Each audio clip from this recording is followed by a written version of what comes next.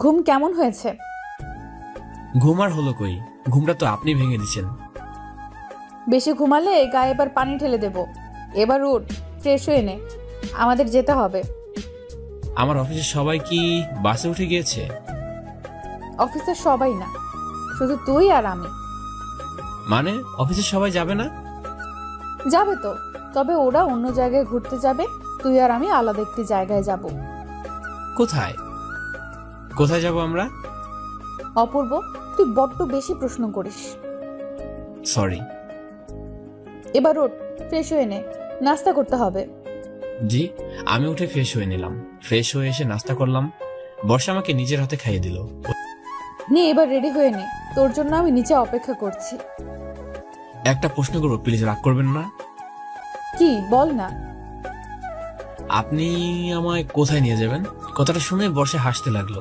হাসতে হাসতে আমায় বলল, অপূর্ব, তুই পারিসও বটে, তোকে নিয়ে আর পারা যায় না, এত প্রশ্ন করতে পারিস। আরে বাবা, তোকে নিয়ে একটি জায়গায় ঘুরতে যাব, তোকে গিলে খাবো না, তাড়াতাড়ি আয়, আমি নিচে অপেক্ষা করছি। কথাটা বলে চলে গেল। আমিও দেরি না করে তাড়াতাড়ি রেডি হয়ে নিলাম। রেডি হয়ে নিচে চলে গেলাম। গিয়ে দেখি হোটেলের সামনে বর্ষা আমার জন্য গাড়িতে অপেক্ষা করছে। গাড়িতে উঠতেই গাড়িটা বেরিয়ে গেল হোটেল থেকে। হঠাৎ বর্ষা আমায় বলল, আচ্ছা অপূর্ব, তোর মনে পড়ে ছোটবেলায় আমরা যখন গ্রামের বাড়িতে যেতাম, তুই আর আমি নৌকা করে সারা নদী ভেসে বেড়াতাম? খুব মনে আছে। অসাধারণ ছিল সেই মুহূর্তগুলো। আপনি তো একবার নৌকা থেকে পড়েই গিয়েছিলেন।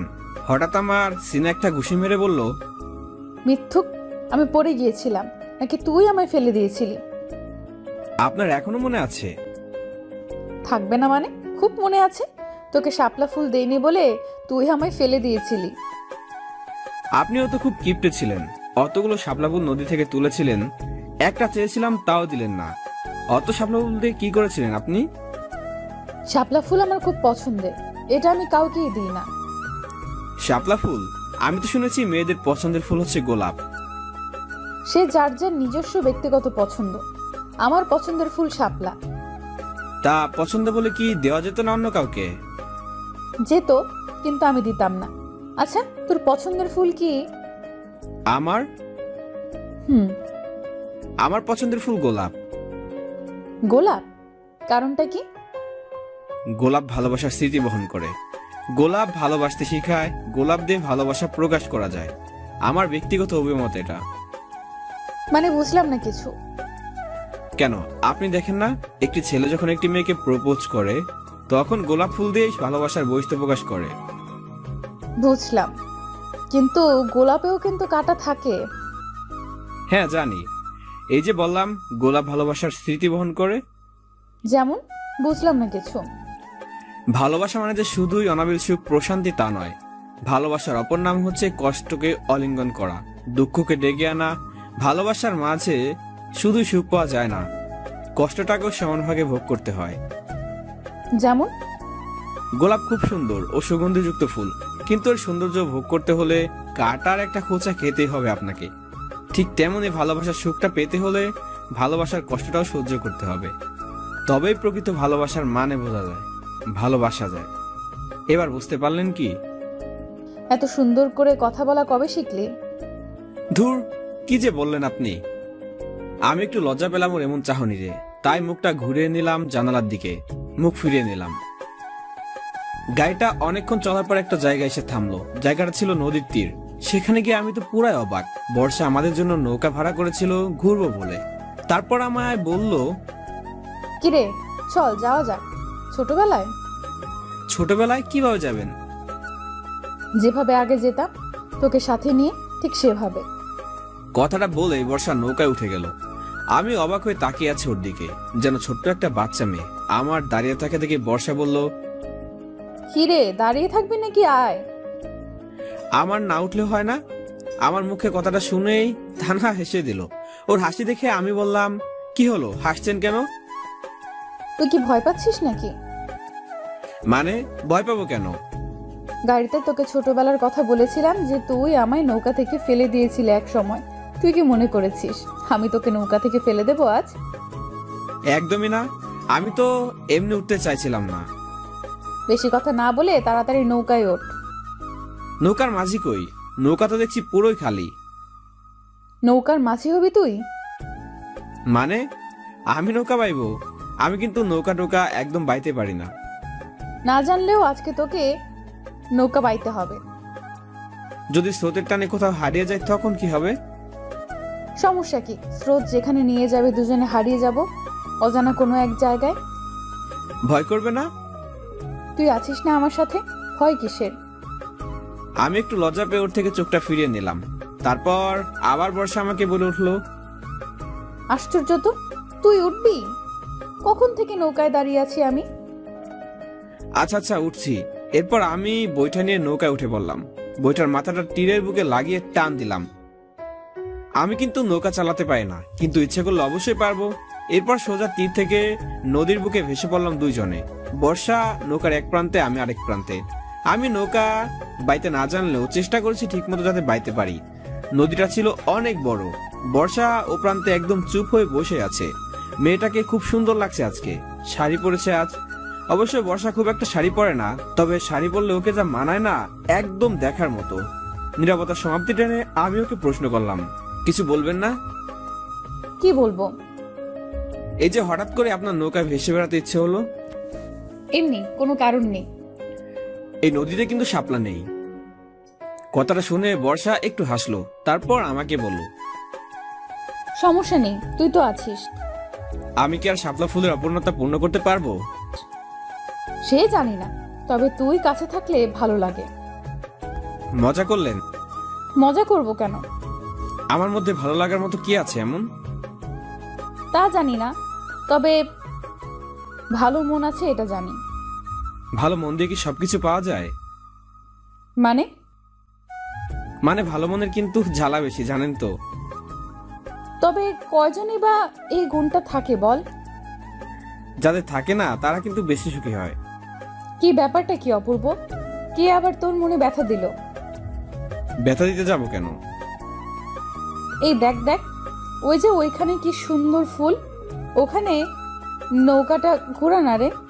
দূরে এক ঝাঁক কচুরি পানার মধ্যে কচুরি পানার ফুল ফুটে আছে। সেখানে দেখে বলছে নিয়ে যেতে। ফুল?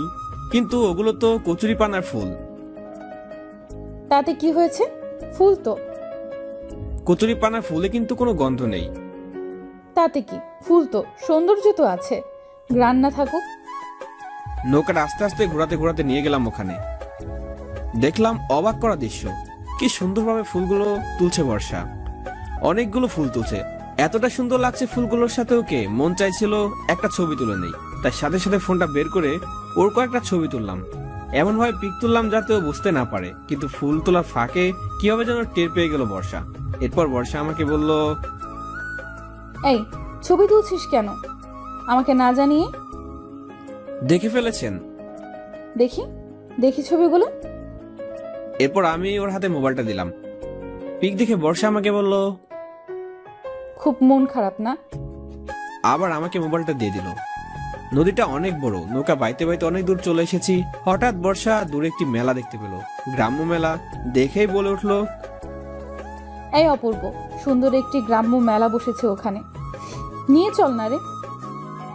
আপনি মেলায় যাবেন? যাব, তাড়াতাড়ি নিয়ে চল। এরপর নৌকাটা নিয়ে গেলাম ওই মেলার তীরে। মেলা বসেছে নদীর তীরে, একদম নদীর গা ঘেঁষে। নৌকা ভিড়াতে দেরি, বর্ষা নামতে দেরি হলো না। আর কি করছেন কি, পড়ে যাবেন তো। পড়বো না, এবার নেমে আয় জলদি, মেলায় যাব, তাড়াতাড়ি কর। আচ্ছা ঠিক আছে, নৌকাটা ভিড়িয়ে নেই, না হলে তো চলে যাবে। এরপর একটি গাছের সাথে নৌকাটা বেঁধে দুজনে মেলায় ঢুকলাম। সে এক অনন্য অনুভূতি। গ্রাম্য মেলা যে কত সুন্দর তা আগে জানতাম না। এখানকার মানুষগুলো খুব সহজ সরল। কি নেই এই মেলায়? নাগরদোলা, চরকা, পুতুল, নাচ। গ্রামের ঐতিহ্যবাহী কিছু পিঠাও আছে এখানে। তারপর আমি বর্ষাকে বললাম, পিঠা খাবেন? তুই খাওয়ালেই খাবো। তারপর দুটো পিঠা কিনলাম। অবশ্য পিঠার নামটা কি যেন বললো সেটা ভুলে গিয়েছি। সে এক বিরল নাম, যা বাপের জন্মে শুনিনি। পিঠা খেয়ে বর্ষা বলল, পিঠে খেতে তো দারুণ। আসলে গ্রামগঞ্জের পিঠা সত্যিই খুব টেস্ট। আচ্ছা ওদিকে চল। এরপর মেলার অন্য কোণে গেলাম। একটা খুব সুন্দর চুড়ির দোকান আছে। কাচের চুড়ি, যা গ্রামের মেয়েরা সাধারণত পছন্দ করে থাকে। শুনেছি মেয়েরা নাকি কাচের চুড়ি পরতে ভালোবাসে, কিন্তু এদিকে দেখছি তার কোনো ইন্টারেস্ট নেই। ও খুব সহজে দোকানটা এড়িয়ে গেল, তাকালোই না। সঙ্গে সঙ্গে ওর হাতটা ধরে বললাম, আর যাচ্ছেন কই, দাঁড়ান একটু। কি হলো, থামলি কেন? দোকানটা দেখছেন? দেখেছি। কেন? আপনি চুড়ি পরতে ভালোবাসেন না? একদম না, আমার জানি কেমন লাগে। তারপরও আজকে পরে দেখেন না, কাচের চুড়ি ভালো লাগবে আপনাকে, খুব মানাবে। তাই? হুম। ঠিক আছে, তোর পছন্দ মতো কিনে দে, দেখি কেমন লাগে আমায়। আমি দেখে দেখে ওকে লাল চুড়ি কিনে দিলাম। ওর হাতে চুড়িগুলো দিয়ে বললাম, কাচের চুড়ি পছন্দ হয়েছে? তোর না নীল রং পছন্দ, তুই যে লাল চুড়ি নিলি। এটা আবার কেমন কথা? এটা আবার কেমন কথা মানে? তুই তো বললি তোর নীল রং পছন্দ। আমি কবে বললাম আমার নীল রং পছন্দ? সেদিন না বললি তোর নীল শাড়ি পছন্দ। ওর কথা শুনে আমি খুব জোরে হেসে দিলাম। তারপর বললাম, আশ্চর্য, আমি বলেছি আমার নীল শাড়ি পছন্দ, মানে একটি মেয়েকে নীল শাড়িতে আমার খুব ভালো লাগে। তবে আমি এটা কবে বললাম যে আমার লাল চুড়ি পছন্দ না? ওরে বাবা, তোর এত রহস্যবাজি আমি বুঝি না। যাই হোক, আপনি চুড়িগুলো পছন্দ হয়েছে কিনা তাই বলুন। খুব পছন্দ হয়েছে। আসলেই। তুই কিনে দিবি পছন্দ করে একটা জিনিস, আর আমার পছন্দ হবে না, এটা কি কখনো হয়? টাকা দিয়ে চারদিকটা আরেকটু ঘুরে দেখলাম। বর্ষা এবার বায়না ধরলো নাগরদোলায় উঠবে। আমাদের নাগরদোলায় উঠাবি প্লিজ। আপনার ভয় করবেন না? তুই উঠবি আমার সাথে, ভয় করবে কেন? আচ্ছা ঠিক আছে। এরপর দুজন উঠলাম, একসাথে বসলাম। যখন নাগরদোলা উপরে উঠলো একটু ভালো লেগেছে ওর কাছে, কিন্তু নিচে নামতে ভয় আমাকে শক্ত করে জড়িয়ে ধরলো। অবশ্য আমার কাছে একটু লজ্জা লাগলো, ব্যাপারটা আমি এনজয় করেছিলাম। বর্ষা সে চিৎকার নাগরদোলায়, তা বলা যায় না। অবশ্য চিৎকারের সাথেও হাসছে, বোঝা যাচ্ছে খুব মজা লাগছে ওর কাছে। আবার ভয় পাচ্ছে। এবার নাগরদোলা থেকে নেমে ফুচকার দোকানে গেল। এবার ফুচকা খাওয়ার বায়না। আমার না অনেকদিন যাবত ফুচকা খেতে খুব ইচ্ছে করছিল রে, প্লিজ কিনে দে না। একদম না ম্যাম, ফুচকা খেলে পেট খারাপ হবে। আরে একদিন খেলে কিচ্ছু হবে না তো, প্লিজ দে না রে। এখানকার ফুচকা ভালো হবে কিনা জানি না, দেখছেন তো খোলামেলা। আপনাকে ভালো রেস্টুরেন্টে নিয়ে গিয়ে খাওয়াবো আরেকদিন, ওকে? রেস্টুরেন্টে ফুচকা খেতে যে মজা নেই, এখানে খেতে ওই মজাটা পাওয়া যায়। প্লিজ দে না রে। কি আর করার, এক প্লেট ফুচকা নিলাম ওকে দেওয়ার জন্য। তখনই বর্ষা আমাকে বলে উঠলো, কি রে, তুই খাবি না? না, আমি এসব খাই না। আরে একটা খেয়ে দেখ, খুব মজা। যদিও আমি ফুচকা খাই না, কিন্তু বর্ষার হাতের খাওয়ার চান্সটা মিস করলাম না, খেয়ে নিলাম। কেমন রে? খারাপ না, ভালো। ফুচকা খাওয়া শেষে এবার পুতুল নাচ দেখবে, সেটাও দেখলাম। বাচ্চা মেয়ের মতো পুতুল নাচ দেখছিল আর হাসছিল, আর হাততালির তো কথা বাদ দিয়ে দিলাম, যেন ছোট্ট মেয়ের মতো। অবশ্য অনেকদিন পরে এরকম একটি জায়গায় এসে বর্ষা খুব খুশি হয়েছে, বুঝতে পারছি। আস্তে আস্তে পুরো মেলাটা ঘুরে দেখলাম, খুব আনন্দময় মুহূর্তে কাটালাম বর্ষার সাথে। অবশ্য ওর সাথে এরকম পরিস্থিতি অসাধারণ, এই সময় কাটানোগুলো আমার কাছে খুব ভালোই লেগেছিল। পুরো মেলাটা ঘোরা শেষ করে ওকে আবার সে নৌকা করে নিয়ে গেলাম নদীর তীরে, যেখানে আমরা গাড়ি রেখে এসেছিলাম। সারাদিন ঘুরতে ঘুরতে পুরো দিনটা শেষ হয়ে গিয়েছে। গাড়িতে করে সন্ধ্যায় গিয়ে হোটেলে পৌঁছালাম। হোটেলে গিয়ে পৌঁছাতে দেখলাম অফিসের সবাই হোটেলের মাঠে বসে আড্ডা দিচ্ছে। আমাদের দুজনকে একসাথে গাড়ি থেকে নামতে দেখে সবাই আমাদের দিকে এমনভাবে তাকাচ্ছিল যেন অন্য গ্রহের কোনো প্রাণী দেখছে ওরা। অবশ্য আফসা ভাই আমাদের দেখে একটু মুচকি মুচকি হাসছিল। আমি আর ওদের দিকে না তাকিয়ে সোজা নিজের রুমে চলে গেলাম। আজকে সারাটা দিন খুব সুন্দরভাবে কাটিয়েছি বর্ষার সাথে। এরকম দিন আর ফিরে পাবো কিনা জানি না, তবে আল্লাহর কাছে এটি দেওয়া একটাই প্রার্থনা, ওর সাথে যেন সারাটা জীবন এভাবেই সময় কাটাতে পারি সুন্দরভাবে। রুমে গিয়ে বসতেই বর্ষা আবার আমার রুমে আসলো আর এসে আমাকে বলল, এই শোন, তোর কিন্তু শরীর খারাপ, রাতে একদম না খেয়ে ঘুমাবি না, বুঝেছিস? আমি মাথা নাড়িয়ে হ্যাঁ বললাম। মাথা নাড়ালে হবে না, খাবার খাওয়ার পর ওষুধগুলো ঠিক মতো খাবি, ঠিক আছে? ঠিক আছে। এই কথাটা বলে বর্ষা রুমে চলে গেল। আমি ওয়াশরুমে গেলাম ফ্রেশ হতে। ফ্রেশ হয়ে বিছানায় বসতেই আমার ফোনটা বেজে উঠলো। মোবাইল হাতে নিয়ে দেখি নানু ফোন করেছে। রিসিভ করে নানুর সাথে কথা বললাম। তবে নানু আমায় যা জানালো ফোন করে, তা আমার জীবনকে ওলটপালট করে দেওয়ার মতো একটা বড় ধরনের ধাক্কা ছিল। আমার স্বপ্ন, আমার ভালোবাসা গুলো এক নিমিষে শেষ করে দেওয়ার মতো কিছু জানালো নানু। আর সেটা হলো মামা নাকি বর্ষার জন্য ছেলে ঠিক করেছেন, ওর বিয়ে দেবে বলে। কথাটা শুনে আমি নির্বাক হয়ে গেলাম। তারপর নানু আমাকে বলল, কি রে অপূর্ব, কই তুই? কথা বলছিস না কেন? হ্যাঁ নানু বলো। কি বলো? কথা বলছিস না কেন?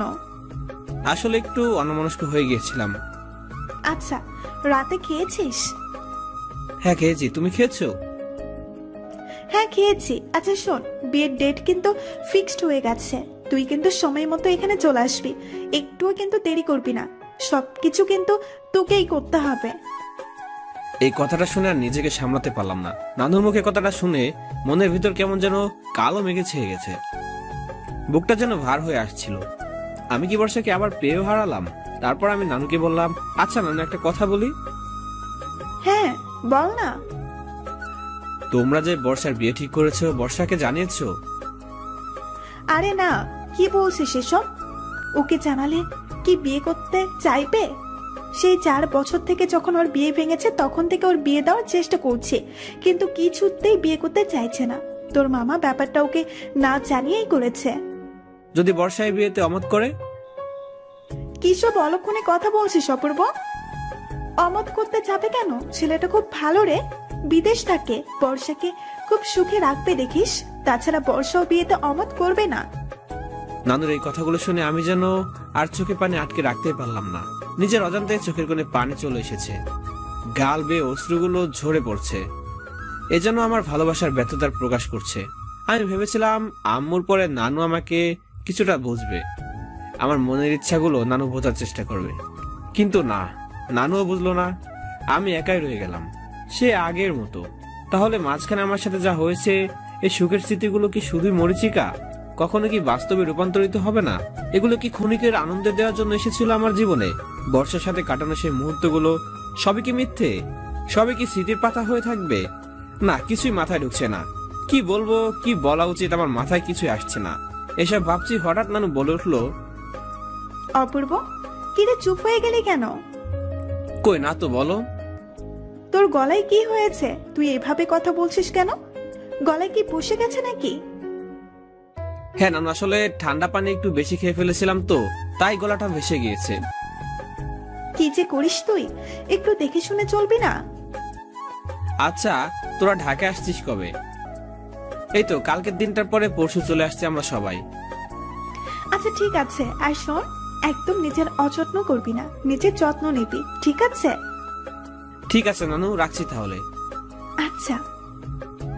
এই কথাটা বলে কলটা কেটে দিলাম। আমার মাথায় যেন আকাশটা ভেঙে পড়লো। কি যত্ন নিতে বলেছে আমায় নানু? গাছের গোড়া কেটে আগায় পানি দিলে হয়? আমার হৃদয় চূর্ণ বিচূর্ণ হয়ে গিয়েছে।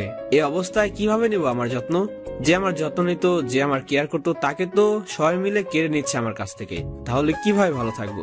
বলতে গেলে কেড়ে নিচ্ছ। আমি আর বেঁচে আছি নানু? জীবিত লাশ হয়ে বেঁচে আছি। এখন আমায় কেন এতটা হঠাৎ করে দিলা নানু? সত্যি কি বর্ষাকে আমি হারিয়ে ফেলছি? আমি চিরতরে হারিয়ে ফেলবো? জানি না ভাগ্যে কি আছে। তবে যাই হোক না কেন, বর্ষাকে ছাড়া আমার বেঁচে থাকা প্রায় অসম্ভব। কোনোভাবে ওকে ছাড়া আমি বেঁচে থাকতেই পারবো না। আমি বুঝতে পারছি না আমি এখন কি করব। মনের ভেতরটা এখন কষ্টের সাগরে পরিণত হয়েছে। হতাশা, দুঃখ আমাকে গ্রাস করতে চাইছে। বুঝতে পারছি না কি করব। বুকের বাম পাশটা প্রচন্ড রকমের ব্যথা করছে। প্রিয় মানুষকে হারানোর ভয় মানুষকে তিলে তিলে ক্ষয় করে দেয়, এবং সেটা হচ্ছে আমার সাথে। প্রিয় মানুষকে যে হারায় সেই বুঝে প্রিয় মানুষ হারানোর ব্যথাটা কেমন। এসব ভাবতে ভাবতে বালিশের কোণে মাথা দিলাম। খাওয়া দাওয়া আর হলো না, এমনি ঘুমিয়ে পড়লাম। অবশ্য সারা রাত ঘুমাতে পারিনি বর্ষাকে হারানোর ভয়। অনেক ব্যর্থ চেষ্টা করেছি ঘুমানোর জন্য, কিন্তু দুই চোখের পাতা এক করতেই পারিনি। বর্ষাকে হারানোর ভয় আমার প্রশান্তি কেড়ে নিয়েছে আমার নিদ্রা। এখন কি করব সেটাই ভাবছি। দেখতে দেখতে নির্ঘুম সকাল হয়ে গেল। প্রায় সকাল 8টা বেজে গিয়েছে, কিন্তু এখন আমি বিছানায়। সারাটা রাত চোখ দিয়ে অনেক পানি পড়েছে। আমি কাঁদিনি, কিন্তু চোখ কেন জানি বারবার আমার ব্যর্থতার কথা মনে করিয়ে দিয়েছে। চোখের অশ্রুধারা। নিজের ভালোবাসার মানুষটা অন্যের সংসার করাটা কতটা কষ্ট সেটা আমি জানি। আমার চোখ যেন বারবার বলতে চাইছে, তুমি ব্যর্থ ভালোবাসায়, তুমি হারিয়েছো বর্ষাকে, তুমি আর কখনো ফিরে পাবে না তাকে। এটাই আমার ভাগ্য, এটাই আমার নিয়তি, আর এটা নিয়েই তোমাকে সারাটি জীবন বাঁচতে হবে। হঠাৎ কলিং বেল বেজে উঠলো। দরজা খুলতে বর্ষা আমাকে বলল, গুড মর্নিং। Good morning. মুখটা শুকনো লাগছে কেন? রাতে খাসনি কিছু?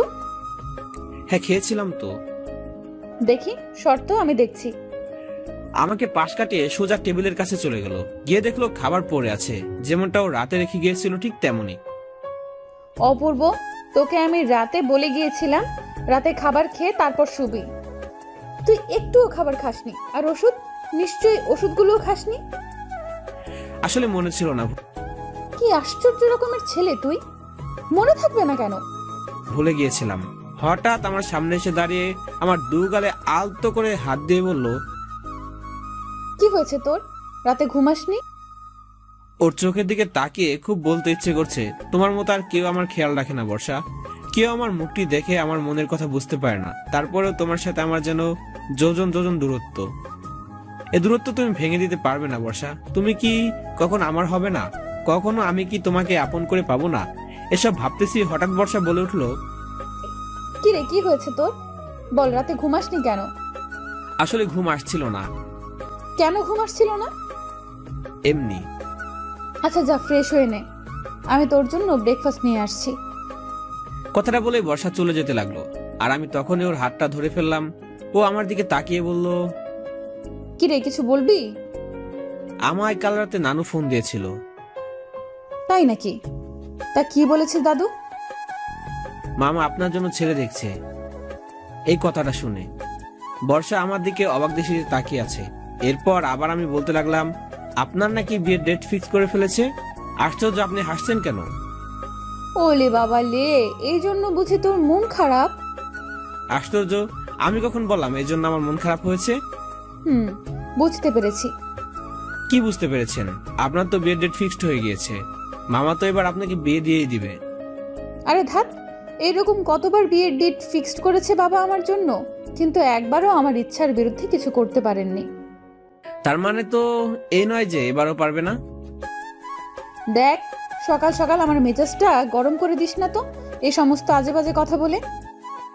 কিন্তু মামা তো আপনার বিয়ের ডেট ফিক্স করে দিয়েছেন। ঢাকা গেলে আপনার বিয়ে দিয়ে দিবে। একেবারেই না, আমার ইচ্ছার বিরুদ্ধে কিছুই করতে পারবে না। আপনি তো শিওর হচ্ছেন কিভাবে? এই জন্য যতবার আমার বিয়ের ডেট ফিক্সড করেছে, একবারও আমার পছন্দ হয়নি এই ছেলেকেও। তার মানে এবার ছেলেটিকে পছন্দ হলেও হতে পারে? এটা আবার কখন বললাম? আপনি তো এখানে ছেলে দেখেননি, সুতরাং পছন্দ হলেও হতে পারে।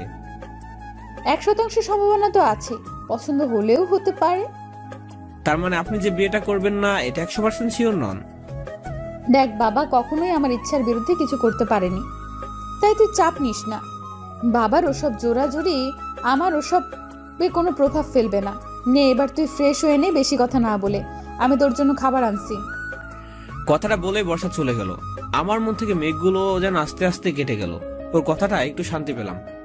বুঝলাম যে মামার ডিসিশন ওর উপর তেমন একটা এফেক্ট করবে না। ওর পছন্দটাই সর্বাধিক। তারপরও খাবার নিয়ে এলো।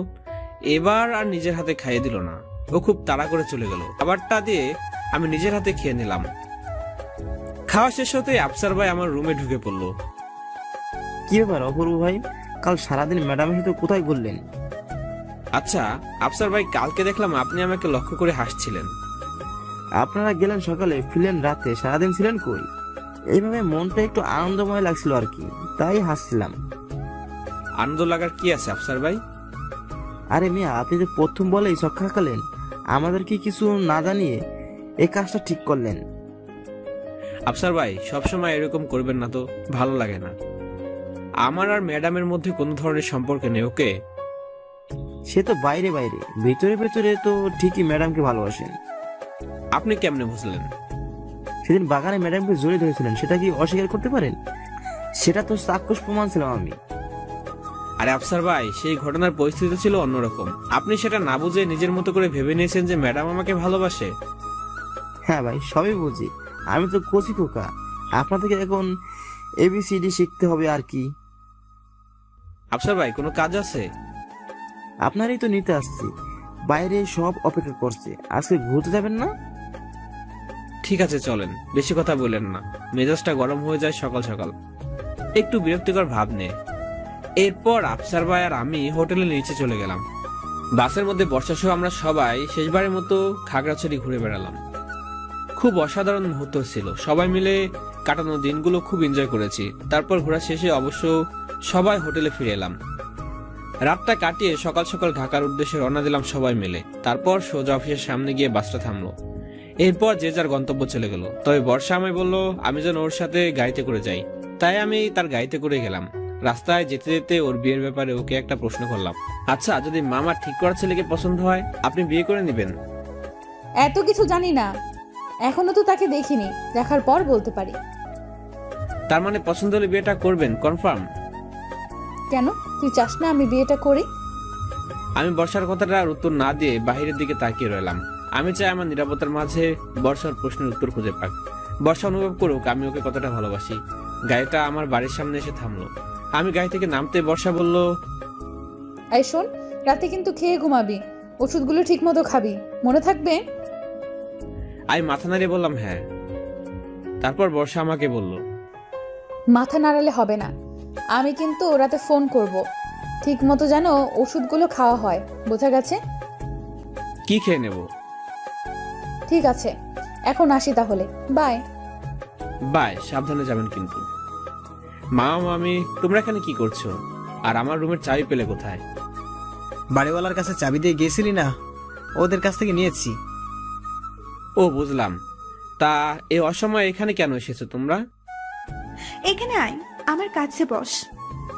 আল্লাহ তুমি আমার নানুকে জান্নাতবাসী করিও। বড্ড বেশি মিস করি তোমায় নানু। তোমার স্মৃতিগুলো আজও মনে পড়ে আমার।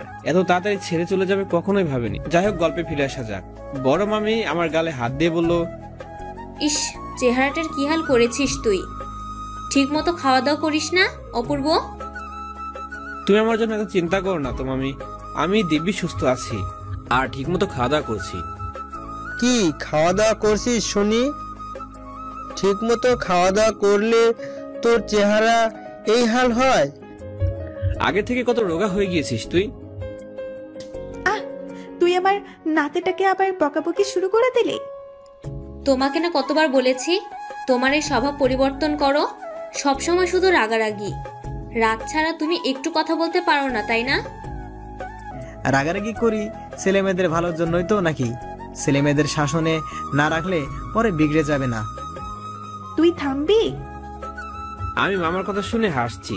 হঠাৎ করে মামি বলে উঠলো, তা হ্যাঁ রে বাবা, রাতে ঘুমাসনি? তোর চেহারাটা এরকম লাগছে কেন? মামি তুমি অযথা আমার জন্য টেনশন করছো। আমি সুস্থ আছি, ভালো আছি, কিন্তু তোমরা এই অসময় এখানে কি করছো? আর আমি যে আজ আসবো সেটা জানলে কি করে? মা বলেছে আমাদের। মা নাকি কালকে তোকে ফোন করেছে। ও হ্যাঁ, কালকে নানুকে বলেছিলাম যে আজ এখানে আসছি, কিন্তু তোমরা এখানে কেন এসেছো সেটাই বুঝতে পারছি না। তুই তখন থেকে এমন করছিস যেন আমার এখানে আসাতে তোর কত বড় সমস্যা হয়ে গেছে। নানু আমি এটা আবার কখন বললাম? কিন্তু এখানে আসার তো কোনো কারণ আছে নাকি? কারণ তো আছেই, কিন্তু তুই আগে গিয়ে ফ্রেশ হয়ে নে। অনেকটা পথ জার্নি করে এসেছিস, একটু ফ্রেশ হয়ে নে, ভালো লাগবে। তারপর তোর সাথে কথা বলছি। হ্যাঁ বাবা, তুই আগে একটু ফ্রেশ হয়ে নে, তারপর তোর সাথে কথা বলছি। কি কথা মামি? অপূর্ব, আগে যা ফ্রেশ হয়ে নে, তারপর বলছি। এখন বলা যায় না? আহা, আগে ফ্রেশ হয়ে আয় না। ঠিক আছে, যাচ্ছি। তুই যা, ফ্রেশ হয়ে নে, ততক্ষণে আমি তোর জন্য খাবার রেডি করছি। মা মামির কথাগুলো কেমন যেন লাগছে আমার কাছে। খুবই রহস্য করে কথা বলছে ওনারা। কি বলতে চাইছে আমার সাথে? বর্ষার ব্যাপারে কিছু না তো? এছাড়া আমার কি হতে পারে? হয়তো বর্ষার বিয়ের ব্যাপারে কিছু বলবে আমায়। যখনই বর্ষার বিয়ের কথা মনে পড়ে তখন আমার বুকের ভেতরটা কেমন যেন ভার হয়ে আসলো। আমি আর অত কিছু না ভেবে ফ্রেশ হতে চলে গেলাম ওয়াশরুমে। মামি আমার জন্য খাবার রেডি করেছে আর নানু বসে আছে। বসে নিজেদের মধ্যে কি যেন নিয়ে আলোচনা করেছে।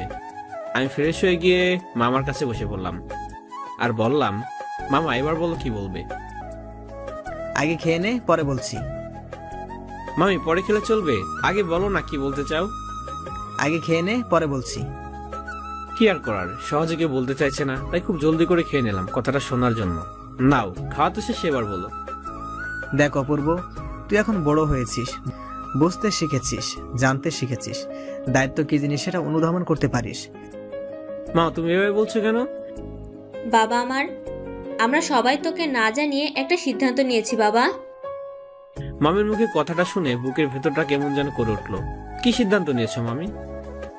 দেখ বাবা, তুই আর বর্ষা একসাথে ছোটবেলা থেকে বড় হয়েছিস, একসাথে সময় কাটিয়েছিস। কি হয়েছে মামি? খুলে বলো না, কি বলতে চাও? অপূর্ব, জানিস তো বর্ষার বিয়ে ঠিক হয়েছে। জানি মামি। খুব জলদি বর্ষার বিয়ে হয়ে যাচ্ছে, তাই আমরা ঠিক করেছি বর্ষার বিয়ের পরপরই আমরা তোর বিয়ে দিয়ে দেব। কথাটা শুনে মাথাটা উঠিয়ে মামির দিকে শুধু তাকিয়ে রইলাম। আমি যেন মরিচিকার মধ্যে আছি। এসব কি শুনছে আমি? এরপর মামি আবার বলে উঠলো, হ্যাঁ বাবা, তোকে ছোটবেলা থেকে আমি মায়ের মতো আদর করেছি। তোর ভালো কথা চিন্তা করেই সিদ্ধান্ত নেওয়া হয়েছে। তুই এতে অমত করিস না বাবা। কিন্তু মামি, এত তাড়াতাড়ি কিভাবে? আমি মানিয়ে নিতে পারবো না। মানিয়ে নিতে পারবি না কেন? অপূর্ব, অনেক সময় তো পার হয়ে গেল বাবা, এবার একটু সংসারী হ। কিন্তু মামা, হঠাৎ করে কোথায় বাবা? আমি, তোর মামি, তোর নানু অনেকদিন যাবতীয় এই বিষয়ে চিন্তা করছিলাম। আমার মেয়েটার কত স্বপ্ন ছিল তোকে নিয়ে, বলতো? তোকে প্রতিষ্ঠিত দেখবে, তোকে সংসারে দেখবে, খুশি দেখবে। কিন্তু আমার মেয়ে অকালে মরে গেছে বলে তার স্বপ্নগুলো কি মরে যাবে নানু ভাই? কিন্তু নানু, এ বিষয়ে আমার একটু চিন্তা ভাবনা করার প্রয়োজন ছিল। হঠাৎ করে কি করে আমি সব সামলে নিব?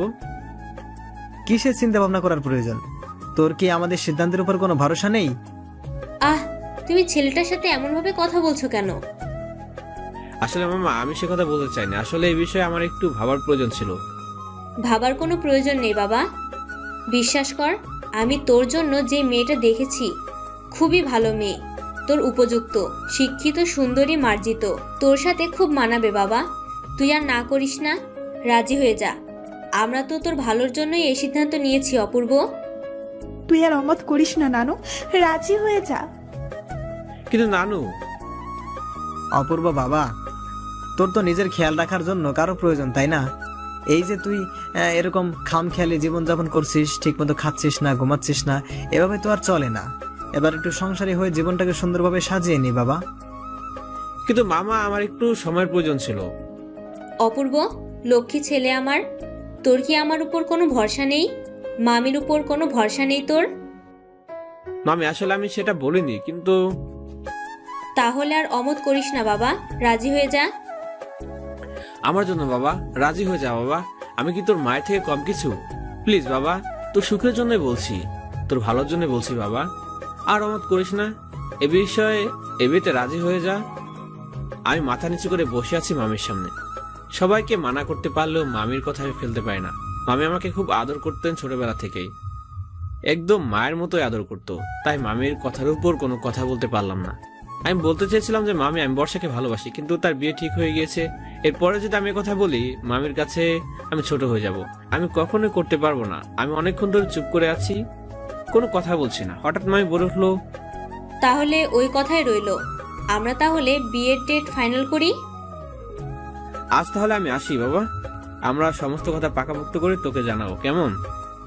তাহলে আজ আসি বাবা, আর কিচ্ছু চিন্তা করিস না, সব ঠিক হয়ে যাবে। মামি আমার কপালে একটা চুমু দিয়ে চলে গেল। নানু বলে উঠলো, অপূর্ব, ভাবিস না নানু, যা করব তোর ভালোর জন্যই করব।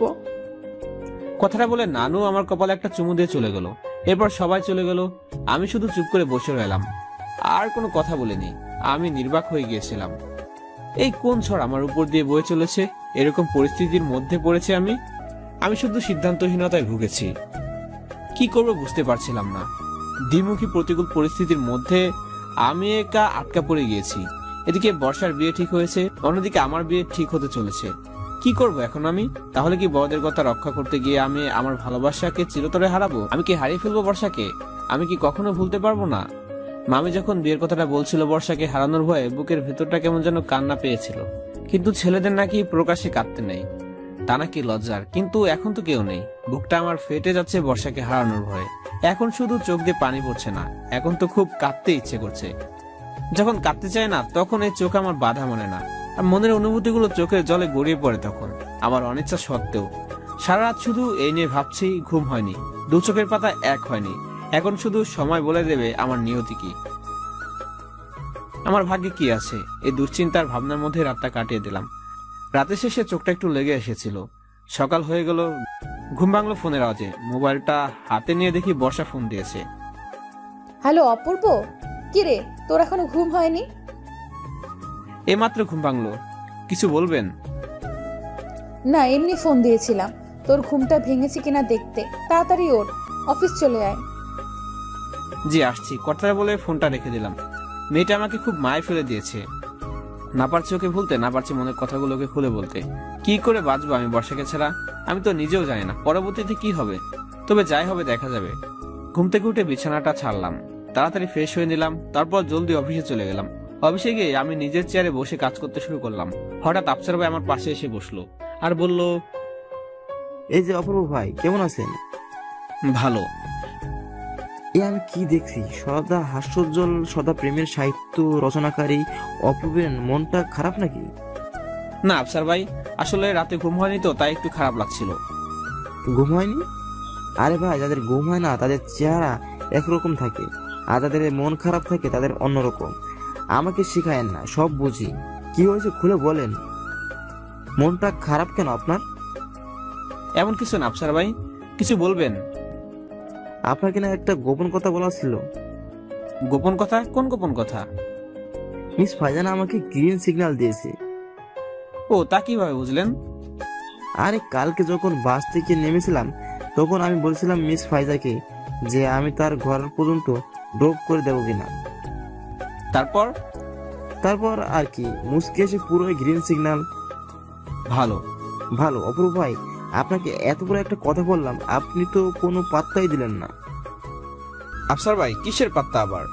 মিস ফাইজা খুব ভালো মনের মানুষ। ভালো লাইফ পার্টনার হিসেবে আপনার জন্য তিনি খুব ভালোই হবেন। বুঝছি। বসের মন খারাপ, তাই আজকে মন মরা হয়ে আছে।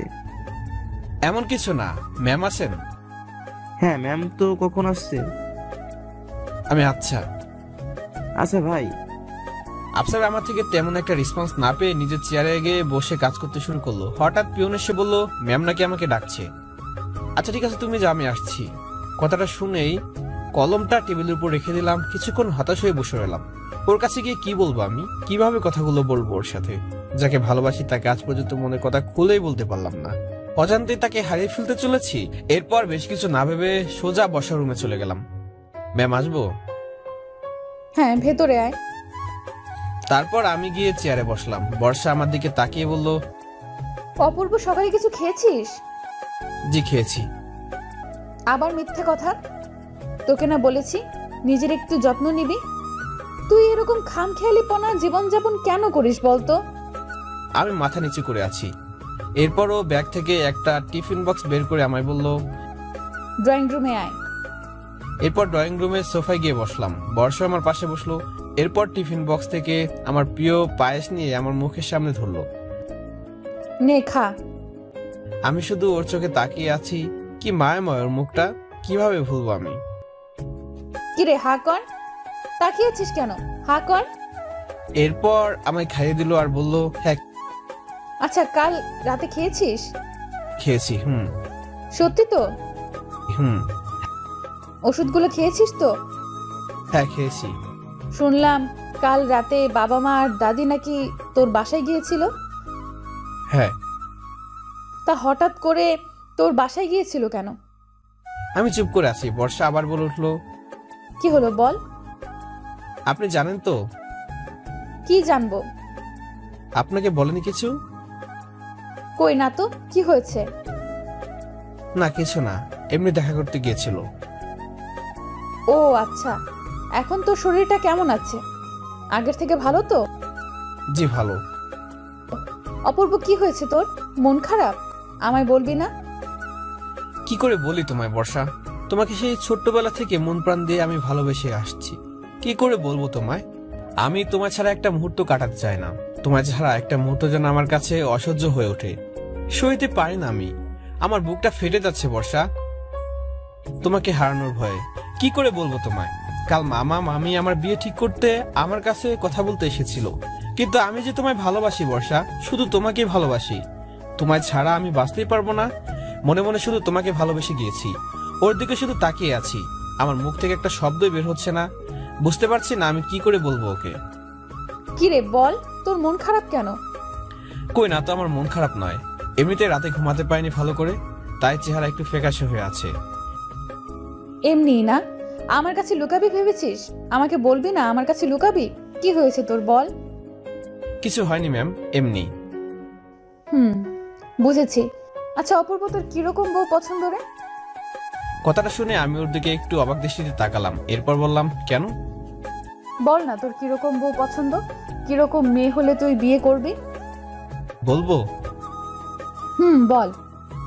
মেয়েটা হবে আপনার মতো মায়াবী, আপনার মতো সুন্দরী, আর আপনার মতোই রেসপন্সিবিলিটি, মানে দায়িত্ববোধ থাকতে হবে, যে সব সময় আমার কেয়ার করবে, আমার মুখটা দেখে আমার মনের কথা বুঝতে পারবে, সব সময় আমায় ভালোবাসবে আপনার মতো, যাকে দুই চোখ বন্ধ করে বিশ্বাস করতে পারবো আপনার মতো, যাকে মনে সবটুকু ভালোবাসা উজাড় করতে দিতে পারবো কোনো দ্বিধাদ্বন্দ্ব ছাড়াই, শুধু আপনার মতো। বাবা, সব আমার মতো? আপনার মতো। তা আমাকে বিয়ে করে নিলেই তো পারিস। কথাটা বলে বর্ষা খুব জোরে হাসতে লাগলো। আমি শুধু মনে মনে বলছি, একবার অনুমতি দিয়ে দেখো বর্ষা, তোমাকে ছাড়া আর কাউকে হৃদয়ের জায়গা দিবই না, দেওয়া অসম্ভব। তুমি আমার একমাত্র চাওয়া, তুমি আমার একমাত্র ভালোবাসা, যাকে আমি হৃদয়ে জায়গা দিয়েছি, যাকে আমার প্রাণ দিয়ে ভালোবেসেছি। শুধু একবার বলে দেখো বর্ষা, বলবো আমি তোকে ভালোবাসি, আমি তোকে বিয়ে করতে চাই, তাহলে আমার আর কিছু লাগবে না বর্ষা, কিচ্ছু না। কিরে তুই এভাবে তাকিয়ে আছিস কেন? একদম চোখ গেলে দেব। আচ্ছা আপনার কি রকম ছেলে পছন্দ সেটা বলবেন না? আমার আমার এইরকম ছেলে পছন্দ, যে সবসময় আমাকে ভালোবাসবে পাগলের মতো, যে সবসময় আমার পাশে থাকবে, আমার সুখে আমার দুঃখে। আমার চোখের জল যখন ঝরবে, তখন সে প্রিয় মানুষটি যেন তার আঙুল দিয়ে আলতো করে আমার চোখের জলগুলো মুছে দেয়। যখন আমার মন খারাপ থাকবে, সেই ছেলেটি যেন আমার মন ভালো করার জন্য, আমার মুখে একটু হাসি ফোটানোর জন্য সবকিছু করতে পারে, সবকিছু। কিরে চুপ করে আছিস কেন? আমার চাওয়াটা কেমন, একটু বেশি চেয়ে নিলাম নাকি? না, একদম সঠিক চেয়েছেন, সত্যিই তো। যে আপনার বর হবে, তার জীবনে যেন আপনি প্রথম এবং শেষ ভালোবাসা হন, এটা তো বেশি চাওয়া হতে পারে না, তাই না? আমি জানতাম তুই এটাই বলবি। তুই আমার সব কাজকে সমর্থন করিস। আমি জানি আমার সব চাওয়া পাওয়া তোর কাছে কোনোদিন বেশি চাওয়া হবে না। মানে আমার কাছে আপনার চাওয়া না চাওয়ার কোনো মানে রাখে নাকি? আপনার ইচ্ছাই সব। আচ্ছা অপূর্ব, একটা কথা বলি। বলুন। ধর একটা মেয়ে তোকে খুব ভালোবাসে, কিন্তু পরিস্থিতির চাপে পড়ে সেই মেয়েটি তোকে ছেড়ে অন্য কাউকে বিয়ে করেছে, তখন তুই সেই মেয়েটিকে ক্ষমা করতে পারবি? কথাটা শুনে ওর দিকে অবাক দৃষ্টিতে তাকিয়ে রইলাম। আবার বললাম, হঠাৎ এই কথা? এমনি বললাম। বল না, ক্ষমা করতে পারবি সেই মেয়েটিকে? এত কিছু জানি না, তবে শুধু এতটুকু জানি যে ভালোবাসতে জানে সে সত্যিকারের অর্থে ভালোবাসে। সে কখনো তার ভালোবাসার মানুষটিকে ইচ্ছাকৃতভাবে ফেলে রেখে যায় না। বাহ, সত্যিই অসাধারণ। তোর কাছ থেকে এটা আশা করেছিলাম। আপনি হঠাৎ এসব প্রশ্ন করছেন কেন? এমনি। তারপর আমি চুপ করে রইলাম। হঠাৎ বর্ষার বিয়ের কথাটা মনে পড়তেই ওকে প্রশ্ন করলাম, আচ্ছা দেখেছেন ওই ছেলেটিকে, যে ছেলেটিকে মামা আপনার জন্য বেছে নিয়েছে? পছন্দ হয়েছে সেই ছেলেটিকে? ও, তোকে তো একটা সারপ্রাইজ দিতেই ভুলে গেছি। I have a surprise for you. এই কথাটা বলে বর্ষা ব্যাগ থেকে একটা বিয়ের কার্ড বের করে আমার হাতে ধরে দিল। আমি কার্ডটা দেখে অবাক হয়ে জিজ্ঞেস করলাম, এটা কি? আশ্চর্য, তুই দেখতে পাচ্ছিস নাকি? এটা কি কানা নাকি রে? এটা তো বিয়ের কার্ড। হ্যাঁ, এটা একটা বিয়ের কার্ড। কিন্তু কার বিয়ের কার্ড? আশ্চর্য, তুই একটু আগেই আমার বিয়ের কথা বলছিলি না?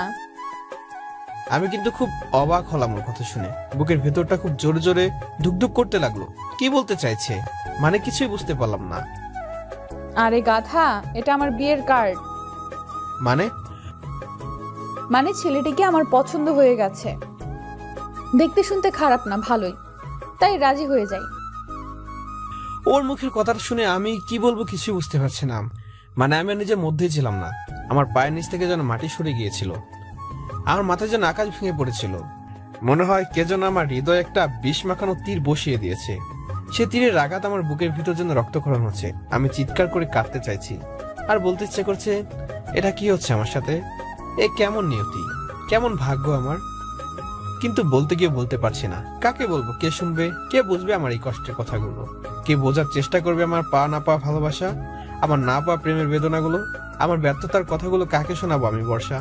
যাকে কল্পনা করেছিলাম, যাকে ভালোবেসেছিলাম, যাকে হৃদয়ে জায়গা দিয়েছিলাম স্থায়ীভাবে, যাকে নিয়ে প্রতিটা মুহূর্ত স্বপ্ন দেখতাম, ভালোবাসতাম, যার মুখে সমস্ত কষ্ট যন্ত্রণা দুঃখগুলো ভোলার চেষ্টা করতাম, ভুলতে পারতাম, সে আজ আমার হাতে তার বিয়ের কার্ড ধরিয়ে দিয়েছে। আসলে এটা বিয়ের কার্ড ওর জন্য, তা আমার জন্য জীবিত থেকে মৃত্যু হয়ে বাঁচার আদেশনামা। কত সহজেই বর্ষা আমার মুখের উপর বলে দিল ওর নাকি ছেলেটিকে পছন্দ হয়েছে। তার মানে আমি তো এতদিন যা ভেবেছিলাম সবই আমার ভ্রান্ত ধারণা। আমার প্রতি কোনো অনুভূতি ছিল না ওর, আমার জন্য কোনো আবেগ ওর মধ্যে কাজ করেনি। যা ছিল তার শুধু দায়িত্ববোধ। দায়িত্ববোধ থেকেও আমার প্রতি এতটা কেয়ার নিত, খেয়াল রাখতো। আরে আমি তো একটা পাগল, তাই আমি ভেবেছিলাম ও আমাকে ভালোবাসে। আমি ভুলে গিয়েছিলাম, আমি ভুল ছিলাম। ওর দিকে শুধু তাকিয়ে আছি। কি উপাধি দেওয়া যায় বর্ষাকে? বেঈমান, ছলনাময়ী, হৃদয় বিদারণকারী। বর্ষা মহৎ, উদার, তা বললেও কম হবে না। আসলে ওর মতো মেয়েই হয় না। একটি মা মরা ছেলের জন্য যা করেছে, কতজনই বা তা করে। ও সত্যি খুব ভালো একটি মেয়ে, খুব ভালো। তবে আমার এই মানসিক পরিস্থিতির জন্য বর্ষাকে দায়ী করা মোটেও ঠিক হবে না। ওর কি দোষ? কারণ ও তো আমাকে ভালোবাসতোই না। আমার প্রতি ওর কখনো সেরকম আবেগ ছিলও না, ছিল রেসপন্সিবিলিটি। কি বলবো আমি, আজ আমার ভালোবাসা, আমার প্রেম, আমার স্বপ্ন সবকিছু চুরমার হয়ে গিয়েছে। মাটির সাথে ধূলিসাৎ হয়ে গিয়েছে, সব হাওয়ায় মিলিয়ে গিয়েছে। আমার ভালোবাসাগুলো নদীতে ভেসে গিয়েছে। আমার প্রেম স্রোতের টানে অজানা কোনো এক অপরিচিত দেশে গিয়ে ভিড়েছে, হয়তো সেই আবেগগুলো। আজ আমি সত্যি বড্ড একা হয়ে গেলাম, বড্ড একা। আমার চোখ আজ প্রাণপণ কাঁদতে চাইছে। আমার চোখগুলো ছলছল করছিল কান্নায়। আমার ভেতরটা কালো মেঘ হয়ে গিয়েছে। এমন মেঘ, যে মেঘ শুধু মেঘ হয়ে থাকবে, শত বৃষ্টি হলেও সেই মেঘ কখনোই যাবে না আমার হৃদয় থেকে, রয়ে যাবে অমৃত। আমি কি কাঁদবো নাকি হাসবো কিছুই বুঝতে পারছি না। আমি কি করব এখন? আমার সাথে এমন হলো কেন? কি অপরাধ ছিল আমার? আমার ভালোবাসা শুধু পবিত্র ছিল, নিষ্পাপ ছিল। তাহলে আমি কি ভুল মানুষকে ভালোবেসেছিলাম? হয়তো। আজ নিজের কাছে নিজেকে বড্ড ছোট লাগছে। কি করে এত ভুল করলাম আমি? এতটা বছর যাকে ভালোবাসলাম, হৃদয়ের মধ্যস্থানে যাকে জায়গা দিলাম, সে ভালোবাসাটাই ছিল ভুল। হায় রে নিয়তি, কতটা নিষ্ঠুর খেলা খেললে আমার সাথে, কতটা নির্মমভাবে আহত করলে আমায়, আমার হৃদয়কে, আমার চিন্তা শক্তিকে নাড়িয়ে দিলে নিষ্ঠুর ভাবে। হয়তো এটাই লেখা ছিল আমার ভাগ্যে। আমি ওর দিকে তাকিয়ে আছি, মেয়েটা কত নিষ্পাপ, কতটা ভালো। আমার ভালোবাসাটা বুঝতে পারেনি। হুট করে বর্ষা আমাকে বলে উঠলো, কিরে কি হলো? কি ভাবছিস? কিছু বল। কি বলবো? আশ্চর্য তো, তোকে বলতে বলেছি কে? কার্ড খুলে দেখ। দেখার কি আছে? নিশ্চয় ছেলেটা খুব ভালো, যার জন্য আপনি তাকে পছন্দ করেছেন। আপনার বিয়ে বলে কথা। তাহলে গোমরা মুখ করে আছিস কেন? কই না তো, বললাম না রাতে ঘুম হয়নি, তাই মুখটা ফ্যাকাশে হয়ে গেছে। হ্যাঁ, মুখটা ফ্যাকাশে হয়ে আছে। এই জন্যই তো বলি তাড়াতাড়ি বিয়ে করে নে, তাহলে রাতে ভালো ঘুম হবে।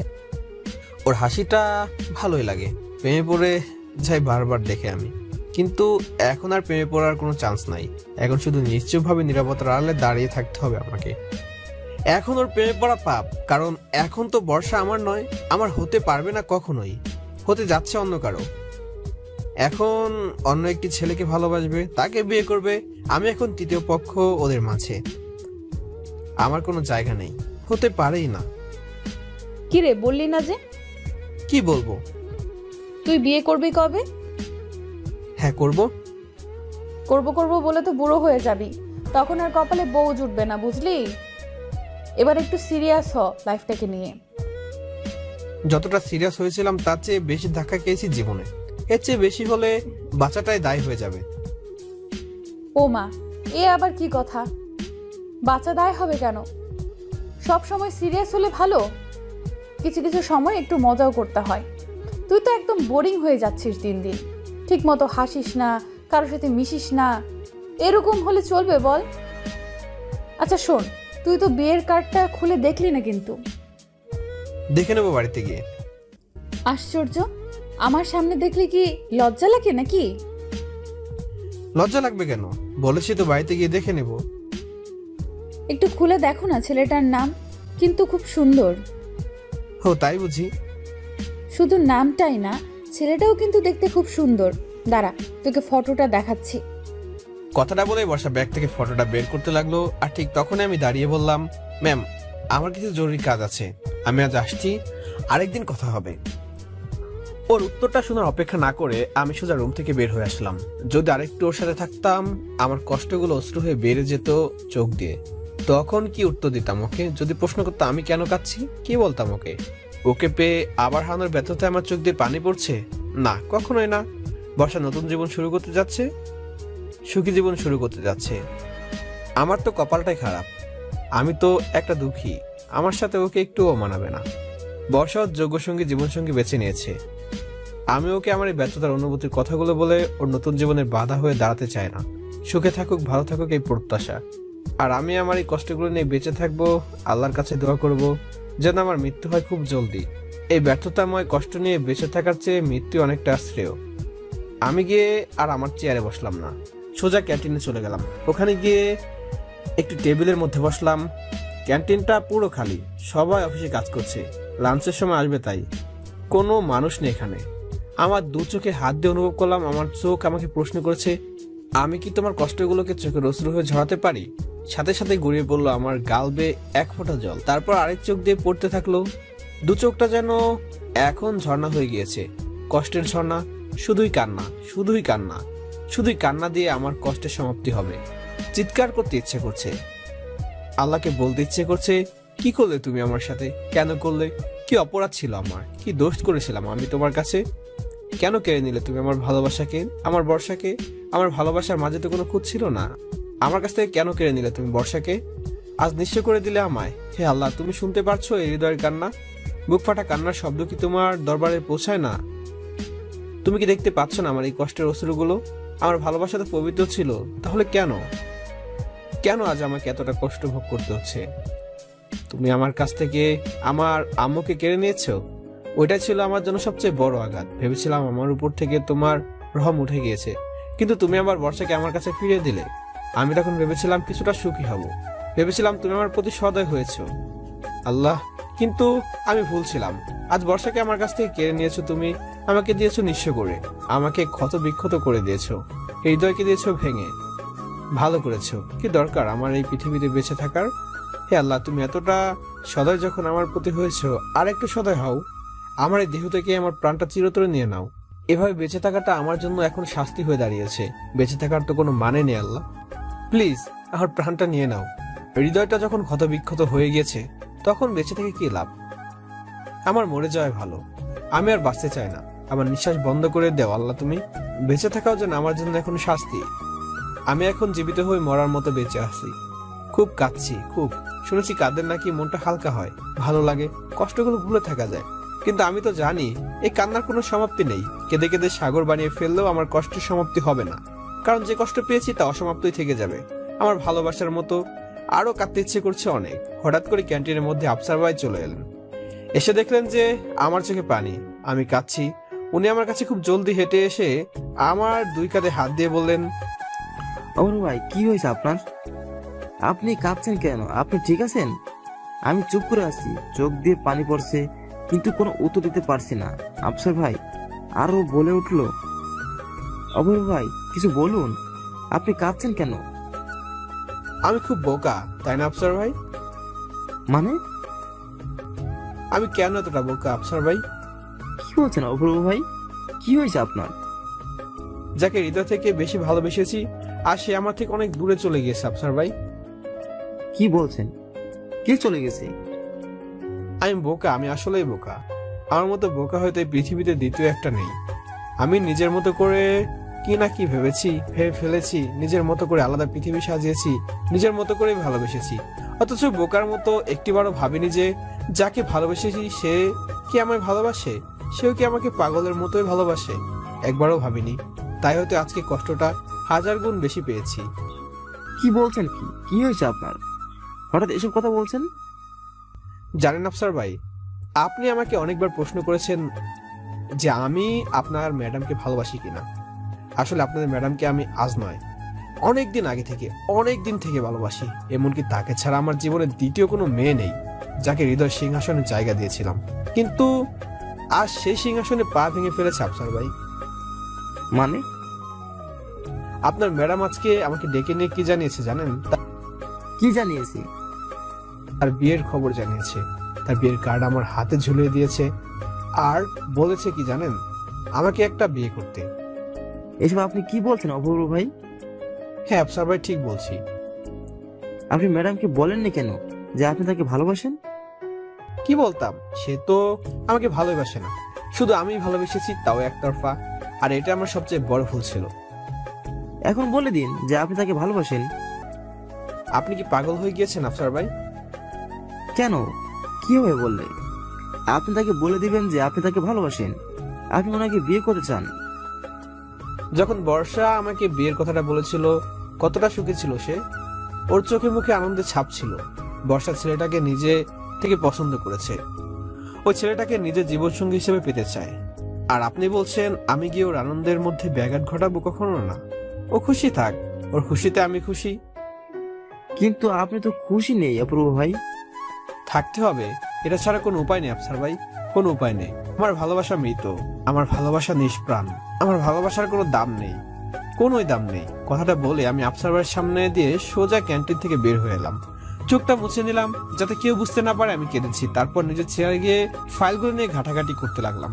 কাজটা করতে একদম ইচ্ছে করছিল না। তারপর কষ্টগুলোকে ভুলে থাকার যত সম্ভব কাজে মন দিতে চেষ্টা করি, কিন্তু পারছি না। ফাইলগুলো খুলছি আর ফাইলের কাগজগুলোর উপর আমার চোখের পানি ফটফট করে পড়ছে। ফোটা ফোটা পানিতে কাগজগুলো একদম ভিজে গিয়েছে। চোখ দিয়ে অন্ধকার দেখছিলাম, কিছু দেখতে পারছিলাম না। দু চোখ শুধুই অশ্রু দিয়ে ভরা ছিল। কেউ আমায় দেখছে না। আমি কি করছি বসে বসে কেউ না, শুধু আফসার ভাই আমার দিকে তখন তাকিয়ে আছেন। উনি আমায় লক্ষ্য করলেন যে আমি কাঁদছি। হঠাৎ পিয়ন এসে বললো বর্ষা নাকি আমায় ডাকছে। চোখের পানিগুলো মুছে একটু নর্মাল হওয়ার চেষ্টা করলাম। তারপর আবার রুমে গেলাম। ম্যাম আসবো? হ্যাঁ আয়। আমায় ডেকেছিলেন? বিয়ের কার্ডটা দেখেছিস? না এখনো দেখিনি, দেখে নিব বাড়িতে গিয়ে। কথাটা শুনে বর্ষার মুখটা মলিন হয়ে গেল। তারপর মলিন মুখটা নিয়ে বলল, আচ্ছা শোন, বিয়ের কিন্তু আর 6 দিন বাকি। বিয়ের সব কেনাকাটায় কিন্তু তোকে আমার সাথে থাকতে হবে, বুঝেছিস? হ্যাঁ বুঝতে পেরেছি। আমার সব জুয়েলারি, গয়না, শাড়ি সব কিন্তু তুই চয়েস করে দিবি, ঠিক আছে? হ্যাঁ অবশ্যই, আপনার বিয়ে বলে কথা, তা তো দিতেই হবে। আচ্ছা ঠিক আছে, এখন যা। তবে অফিসে যাওয়ার সময় দেখা করে যাস, কিন্তু তোর সাথে কথা আছে। আচ্ছা, কথাটা বলে আমি বাইরে চলে এলাম। বুকের মধ্যে এতগুলো কষ্ট নিয়ে কিভাবে জোর সাথে কথা এগুলো হেসে বললাম তা আমি বুঝতে পারছিলাম না। অফিস শেষ হয়ে গেল। বর্ষা বলছিল ওর সাথে দেখা করে যেতে, কিন্তু যাইনি। সোজা বাড়িতে চলে এসেছি। এসে বিছানায় শুয়ে পড়লাম। ঘুমাতে চেষ্টা করেছি, কত 2 দিন ঘুমাতে পারিনি বর্ষাকে হারানোর ভয়। কিন্তু আজ আর কিসের ভয়? আজ তো বর্ষা চিরতরে আমার জীবন থেকে হারিয়ে গিয়েছে। আজ একটু শান্তির ঘুম দিতে চাই। আজ ঘুমিয়েছি খুব ভালোভাবে। নিঃসঙ্গ রাতের সঙ্গে ছিল আমার চোখের পানিগুলো। চোখের পানি গাল বেয়ে বালিশের উপর পড়ছিল। বালিশটা ভিজে গিয়েছে আমার অশ্রু পানিতে। বর্ষার বিয়ের খবরটা যেন আমার পৃথিবীটাকে উলট পালট করে দিয়েছে। ভাবতে পারছি না বর্ষাকে আমি চিরতরে হারিয়ে ফেলেছি। হঠাৎ কলিং বেলের শব্দে আমার ঘুমটা ভেঙে গেল। উঠে গিয়ে দরজাটা খুললাম। দরজাটা খুলতে দেখি বর্ষা দাঁড়িয়ে আছে। এরপর বর্ষা আমাকে বলল, গুড মর্নিং। কিরে, তোর নাকি ঘুম হয় না, আর বেলা 10টা পর্যন্ত এখনো ঘুমাচ্ছিস? আজব তো। আমি বর্ষার কথা শুনে ঘড়ির দিকে তাকিয়ে সত্যি সত্যি দেখি 10টা বাজে। ও সরি, আসলে ভোর রাতে চোখটা লেগে আসছিল। ভোর রাতে চোখটা লেগে এসেছিল মানে? তুই সারা রাত ঘুমাসনি? আসলে ঘুম আসছিল না। ঘুম আসে না কেন? তোর কি হয়েছে রে? আমি কিভাবে বলবো বর্ষা, তুমি আমার নিদ্রাহীনতার কারণ, একমাত্র তুমি। কিরে কথা বল, তুই ঘুমাস না কেন? বলতে পারবো না। আচ্ছা, আমিও অফিসের জন্য দ্রুত রেডি হয়ে নিচ্ছি। হ্যাঁ রেডি হয়ে নে, তবে অফিসের জন্য নয়। মানে? আজকে অফিসে যাব না। তাহলে কোথায় যাব আজকে? আজকে কোথায় যাব মানে? তোকে কালকে বলেছিলাম না অফিস থেকে বের হওয়ার সময় আমার সাথে দেখা করে যাবি, তুই গেলি না কেন? আসলে মনে ছিল না। মনে ছিল না? বুদ্ধু যেন কোথাকার। তাড়াতাড়ি রেডি হয়ে নে। কিন্তু যাব কোথায়? উফ, তুই না বেশি প্রশ্ন করিস। কালকে তোকে বলেছিলাম না বিয়ের আর 6 দিন বাকি, বিয়ের শপিং করতে হবে না? মানে? তোকে বলেছিলাম না আমার শপিং তুই করে দিবি, আমার সব কিছু তুই চয়েস করে দিবি। আসলে ম্যাম, আমার ভালো লাগছে না আজকে, প্লিজ অন্যদিন। একদম না, আজকেই তুই আমার সাথে যাবি। কিন্তু? কোনো কিন্তু না, আচ্ছা, বিয়ের কার্ডটা দেখেছিস? জি দেখেছি। নামটা সুন্দর না? হ্যাঁ, খুব সুন্দর। আর তুই তো ছেলেটাকে দেখিসনি এখনো। সেদিন তোকে ফটোটা দেখাতে চেয়েছিলাম, কিন্তু তুই চলে এলি। দাঁড়া, তোকে ছেলের ছবি দেখাচ্ছি। আসলে আমি বিয়ের কার্ডটা ছুঁয়েও দেখিনি। কথাটা বলে বর্ষা ওর ব্যাগ থেকে একটা ছবি বের করলো, তারপর আমার সামনে ধরলো। দেখলাম শার্ট প্যান্ট পরা একটা লম্বা ছেলের ছবি। দেখতে খারাপ নয়, ভালোই। হ্যান্ডসাম না ছেলেটা? তাই দেখেই আমার পছন্দ হয়ে গেছে। হ্যাঁ, আপনার সাথে খুব মানাবে ওকে। তারপর ছবিটা ওর ব্যাগে রেখে আমায় বলল, এবার যা, তাড়াতাড়ি ফ্রেশ হয়ে নে, আমি এখানে অপেক্ষা করছি। কথাটা বলে ও বিছানার উপর ঝাপটি মেরে বসে পড়লো। কি আর করার, ও যা জেদি মেয়ে, আমার কোনো কথাই শুনবে না। যদি ওর সাথে যেতে ইচ্ছে করছিল না, কিন্তু যেতেই হবে ওর সুখের জন্য, ওর আনন্দের জন্য। কি ভাগ্য আমার, যাকে ভালোবেসে বিয়ে করবো ভেবেছিলাম, আজ তার বিয়ে শপিং করতে যেতে হবে আমাকে, তাও বাধ্য হয়ে। কিন্তু তার বিয়েটা আমার সাথে হচ্ছে না তো। বা হঠাৎ করে আমার দিকে মুখ ফিরিয়ে বলল, তুই এখনো দাঁড়িয়ে আছিস? তোকে যেতে বলেছি না? তাড়াতাড়ি যা, শপিং করব। আমার কিন্তু দেরি হয়ে যাচ্ছে এবার। আচ্ছা যাচ্ছি। এই কথাটা বলে আমি ওয়াশরুমে গিয়ে ফ্রেশ হয়ে নিলাম। ফ্রেশ হয়ে বাইরে এসে দেখি বর্ষা আমার জন্য ব্রেকফাস্ট তৈরি করেছে। এসব কি? এসব আমার মাথা আর কলিজা। দেখতে পাচ্ছিস না এটা সকালের নাস্তা? কিন্তু কিন্তু কি? হ্যাঁ, কিন্তু কি? আমি বানিয়েছি। আমার হাতে ব্রেকফাস্ট পছন্দ না? আমি জানি তো সকালবেলা না খেয়েই তুই বেরিয়ে পড়িস, তাই তোর জন্য ব্রেকফাস্টটা বানিয়ে নিলাম। এবার খেয়ে তাড়াতাড়ি রেডি হয়ে নে। আমি বর্ষার কথা শুনে ওর দিকে অবাক দৃষ্টিতে তাকিয়ে আছি। কেন এমন করলো বর্ষা? কেন আমার ছেড়ে চলে গেলে তুমি? তোমার মধ্যে এতটা যত্ন করে কেউ কি আমাকে খাওয়াবে কখনো? কে আমার এতটা কেয়ার করবে? কে আমাকে ভালোবেসে খাইয়ে দেবে? কে আমার প্রত্যেকটা পছন্দ অপছন্দের খেয়াল রাখবে? কে রাখবে বর্ষা? কেউ রাখবে না বর্ষা। তুমি কেন বুঝতে পারোনি আমার মনের কথাটা? তুমি কেন আমার ভালোবাসাকে অনুভব করতে পারোনি? আমার কষ্টগুলো কেন তুমি বুঝতে পারলে না বর্ষা? ওর সামনে দাঁড়িয়ে নিজেকে অনেকটা অসহায় লাগছে আজকে। আগে ওর বকাবকি আমার কাছে অনেক ভালো লাগতো, ওর শাসন আমার হৃদয়ে আনন্দ দিত। মনে হতো ওর চেয়ে কাছের বোধ হয় আমার জীবন আর কেউ নেই। কিন্তু এখন ওই বকাবকি আমার হৃদয়ে হতাশার সৃষ্টি করে, কালো মেঘ জমিয়ে দেয়। মনে হয় দুদিনে মরিচিকা হয়ে এসেছে বর্ষা আমার জন্য, আবার শূন্য মিশে যাবে। অনেকক্ষণ আমাকে দাঁড়িয়ে থাকতে দেখে বর্ষা বলে উঠলো, বুঝেছি, আমার ব্রেকফাস্ট তোর পছন্দ হয়নি। ঠিক আছে, ফেলে দিচ্ছি। আরে কি করছেন, রাখুন। কখন বলেছে আপনার ব্রেকফাস্ট আমার পছন্দ হয়নি? তাহলে মূর্তির মতো এতক্ষণ দাঁড়িয়ে কি সব ভাবতেছিলি? কিছু না, দাঁড়ান, মাথাটা একটু মুছে নেই। কথাটা বলেই আলনা থেকে তোয়ালে নিতে গেলাম। ঠিক তখনই কিছু একটার সাথে হাতটা লেগে একটু কেটে গেল, আর একটু আওয়াজ দিয়ে উঠলাম। কি রে, কি হলো তোর? হাতটা একটু কেটে গিয়েছে। অপূর্ব, তুই এতটা বেখেয়ালি না, একটু দেখে কাজ করবি না? তারপর একটা কাপড় দিয়ে আমার হাতটা বেঁধে দিল আর বলল, তোয়ালেটা আমার কাছে দে, আমি তোর মাথা মুছে দিচ্ছি। এই কথাটা বলে বর্ষা আমার হাত থেকে তোয়ালেটা নিয়ে নিল। এরপর খাটের উপর উঠে আমার মাথাটা মুছে দিচ্ছে। আমি একটু লম্বা বলে ওর হাত নাকি আমার মাথায় যায় না। আগে যখন আমার মাথা মুছে দিয়েছিল তখন ওর দিকে শুধু তাকিয়েছিলাম, খুব আপন মনে হয়েছিল ওকে। কিন্তু এখন ওর মাঝে আমার মাঝে কতটা দূরত্ব সৃষ্টি হয়ে গিয়েছে, কতটা পরপর লাগছে ওকে আজ। মনে হচ্ছে ও তো আজ আছে, কাল আবার অন্য কারো হাত ধরে চলে যাবে। অজানা কোনো পথে নতুন কোনো জীবনে প্রবেশ করবে বর্ষা। আমি মাথা নিচু করে আছি, কারণ ওর দিকে তাকাতে সংকোচ লাগছে আমার। এরপর আমার মাথাটা মুছে দিয়ে ও বলল, নে, মাথা মুছে দিয়েছি, এবার ব্রেকফাস্ট করে নে। আমি মাথা নাড়িয়ে বললাম হ্যাঁ। বর্ষা আমাকে বলে উঠলো, মাথা নাড়াচ্ছিস কেন শুনি? কথাটা শুনে আমি ওর দিকে তাকালাম আর বললাম, মানে? মানে ওর যে হাত কেটে গেছে সেই খেয়াল আছে?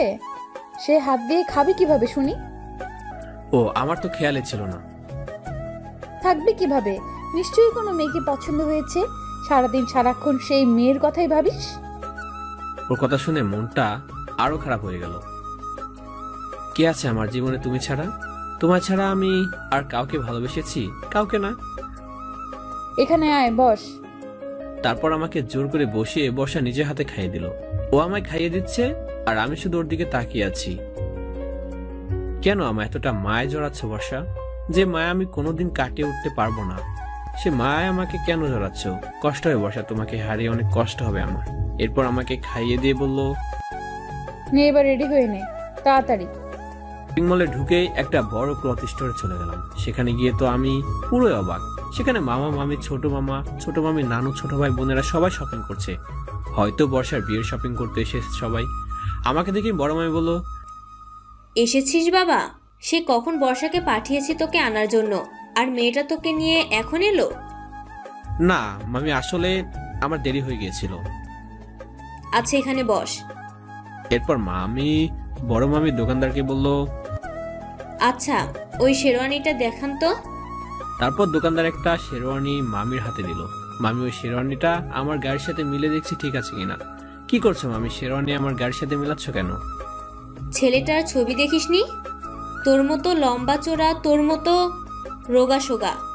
ছেলে তো এখন আমেরিকায়, কিন্তু ছেলেকে একটা শেরওয়ানি দিতে হবে না? তাই তোর মাপে কিনছি। দেখি একটু ঘুরতো। মামি আমার মাপে শেরওয়ানিটা কিনলো। কি ভাগ্য আমার, যাকে ভালোবাসি, যাকে ভালোবাসতাম তার হবুবারের শেরওয়ানিটা অবশেষে আমার মাপে কিনতে হলো। অথচ আমার এই শেরওয়ানিটা পরার কত ইচ্ছে ছিল বর্ষাকে বিয়ে করবো বলে। সবে এখন মরিচিকা হয়ে গেছে আমার কাছে। আচ্ছা, বর্ষার বরের ছবি দেখেছিস? হ্যাঁ দেখেছি। কেমন হয়েছে ছেলেটা? বর্ষার সাথে মানাবে না? হ্যাঁ মামি, খুব মানাবে। আমি জানতাম বর্ষা ওই ছেলেটাকে পছন্দ করবেই। আমি মাথা নিচু করে আছি। এরপর বর্ষা আমায় ডেকে নিল। এই অপূর্ব, এখানে আয় তো একটু।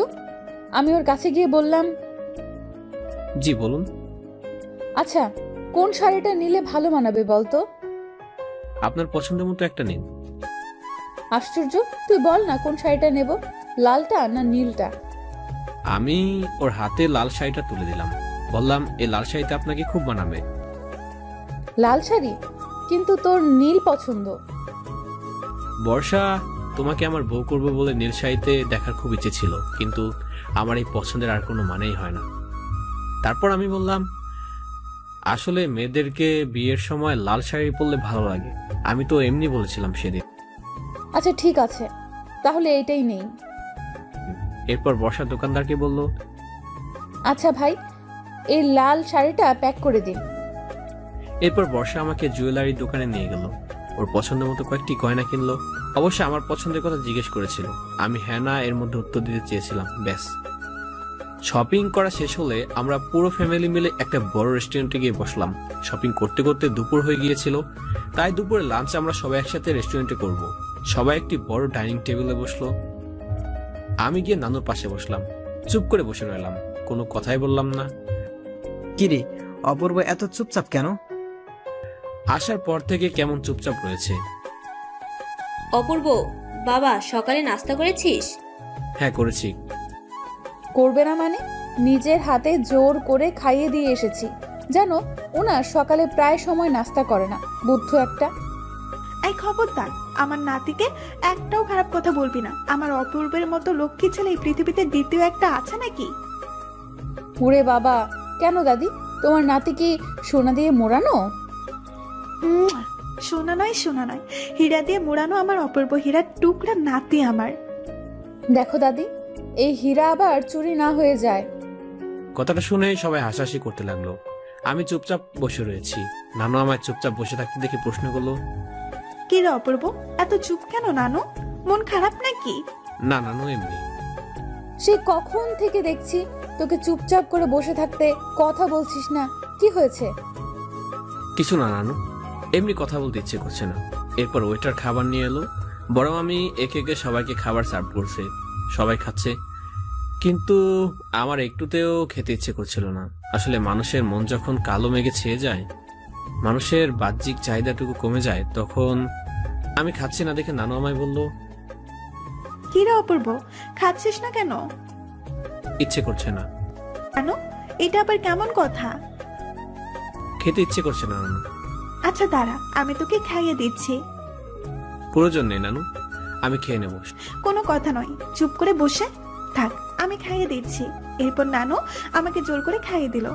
বর্ষা দেখে ছোট মামাকে বলল, দেখেছি যাচ্ছ, কচি খোকা একটা, নিজের হাতে খেতে পারে না, ওনাকে খাইয়ে দিতে হয়। বর্ষা, তোকে দুগালে দুটো থাপ্পড় বসিয়ে দিব। ও আমার হাতে খাচ্ছে বলে তোরা তো হিংসে হচ্ছে কেন? হিংসা হবে না কেন? আমার তো 2 দিন পরে বিয়ে হয়ে যাচ্ছে। যদি আদর করে খাইয়ে দিতে হয় তাহলে আমাকে দেবে, ওকে দিচ্ছ কেন? আহ বর্ষা, চুপ করে খাতো। খাওয়ার সময় এত বেশি কথা বলতে নেই। একদম লাল মরিচ, হিংসুটা কোথাকার। নানি নাতির ঢং দেখে আর বাঁচি না। সবাই হাসতে শুরু করলো। সবাই একটা আনন্দময় পরিবেশের মধ্যে আছে বর্ষার বিয়ে উপলক্ষে, কিন্তু আমার মধ্যে যেন কোনো আনন্দই কাজ করছে না। আমার মাঝে এখন শুধু নিশ্চুপ নীরবতা। আমার ভেতরটা যেন গভীর অন্ধকারে ডুবে গিয়েছে। তিমিরে ঢাকা পড়ে গিয়েছে আমার জীবনের হৃদয়টা। এরপর খাওয়া শেষ করে সবাই শপিং মল থেকে বের হয়ে এলাম। আমি নানু এবার আচ্ছা নানু, আমি এবার আসি। কোথায় যাচ্ছিস? নানু, বাড়িতে যাব। আশ্চর্য, একদম না, এখন আমাদের সাথে যাবি। কোথায় যাব? কোথায় যাবি মানে? বাড়িতে বিয়ের কত কাজ আছে বলতো। না নানু, আরেকদিন, আজ ভালো লাগছে না। নানু আমাকে অনেক জোর করেছে তাদের সাথে বাড়িতে যেতে, কিন্তু আমি নানুকে অনেক কষ্ট করে বুঝে অবশেষে চলে এলাম। আমার এই হতাশাগ্রস্ত মুহূর্ত আর এই ব্যর্থ হৃদয়টা নিয়ে দেখতে দেখতে 4 দিন পার করে দিলাম। আজ বর্ষার গায়ে হলুদ। সকাল থেকে আমাকে ফোন করেছে ও বাড়িতে যেতে, কিন্তু যাকে ভালোবাসি সে অন্য কারো হয়ে যাচ্ছে। তার গায়ে হলুদ আমি কিভাবে দেই, কিভাবে হৃদয়কে সামলাবো সেটা আমি বুঝতে পারছি না। অনেক চিন্তা করলাম কোথাও চলে যাব কিনা, কিন্তু এভাবে কোথাও চলে গেলে নিজের কষ্ট থেকে তো আর দূরে পালাতে পারবো না। নিজের কষ্টগুলো তো আমার কাছেই থাকবে, সে তো আর কোথাও যাবে না। তাই কোথাও চলে গিয়ে কোনো লাভ নেই। তাছাড়া নানু, মামা, মামি ওনারা কি ভাববেন? এখন দুপুর 3টা বাজে। সে সকাল থেকে আমাকে শুধু ফোন করে যাচ্ছে, আমি কেন যাচ্ছি না। কিন্তু আমার না যাবার কারণটা কেউ বুঝতে চাইলো না, বুঝতে পারছেও না। হঠাৎ করে কলিং বেল বেজে উঠলো। আমি বিছানা থেকে উঠে গিয়ে দরজা খুললাম। খুলতেই বিস্মিত হলাম, বাড়িওয়ালার মেয়ে ফিজা এসেছে। আসসালামু আলাইকুম মিস্টার অপূর্ব, কেমন আছেন? জি ভালো আছি, আপনি কেমন আছেন? ভালো। কি ব্যাপার, আপনার চোখ মুখ কেমন যেন লাগছে? এমন কিছু না, আসেন ভিতরে আসেন। না, আজ আর আসবো না, একদম সময় নেই। আসলে সিঙ্গাপুর যাচ্ছি আমি আর আমার হাজবেন্ড হানিমুনে, তো ভাবলাম আব্বু আম্মুর সাথে একটু দেখা করে যাই। আপনার হাজবেন্ড কেমন আছে? জি ভালো। আপনি যেভাবে আমাদেরকে সাহায্য করেছেন তা ভুলার নয়। জানি না এই ঋণ কিভাবে শোধ করব। আরে এটা কোনো ব্যাপার না, এটা তো আমার মানবিক দায়িত্ব ছিল। যাই হোক, আজ তাহলে আসি, আবার দেখা হবে। জি অবশ্যই। কথাটা বলে ফিজা চলে গেল। আমি আমার দরজা লাগিয়ে বিছানায় মাথা দিয়ে দিলাম। ভালো লাগছে না কোনো কিছু, খুব কান্না পাচ্ছে। হৃদয় ভেঙে গিয়েছে আমার। কি করব কিছুই বুঝতে পারছি না। আমি কি স্বপ্ন দেখছি নাকি বাস্তব? বর্ষা কি সত্যি আমার জীবন থেকে চলে যাচ্ছে? ভাবতে পারছি না, আর ভাবতে পারছি না।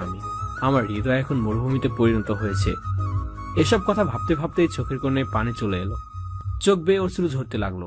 কেউ দেখছে না আমার এই কষ্টগুলো, দেখারও কেউ নেই। হঠাৎ করে ফোন বেজে উঠলো। জানি ও বাড়ি থেকে কেউ ফোন করেছে। ফোনটা হাতে নিয়ে দেখে নানু কল দিয়েছে। রিসিভ করতে বকাবকি শুরু করে দিল। তোর কোনো সাধারণ জ্ঞান বলতে কিছু আছে? সেই সকাল থেকে তোকে বলছি এখানে আসতে, অথচ বিকেল 3টা গড়িয়ে পড়লো, এখনো আসলে না। তুই কোথায়? তুই এই তো নানু, আসছি এখনই। কি আসছিস এখনই? তাড়াতাড়ি আয় নানু, এখানে সবাই অপেক্ষা করছে তোর জন্য। হ্যাঁ নানু, এখনই আসছি। ফোনটা কেটে দিয়ে চোখের পানিগুলো মুছে নিলাম হাত দিয়ে। তারপর কাপড় চোপড়গুলো চেঞ্জ করে নিয়ে বাড়ির উদ্দেশ্যে রওনা দিলাম।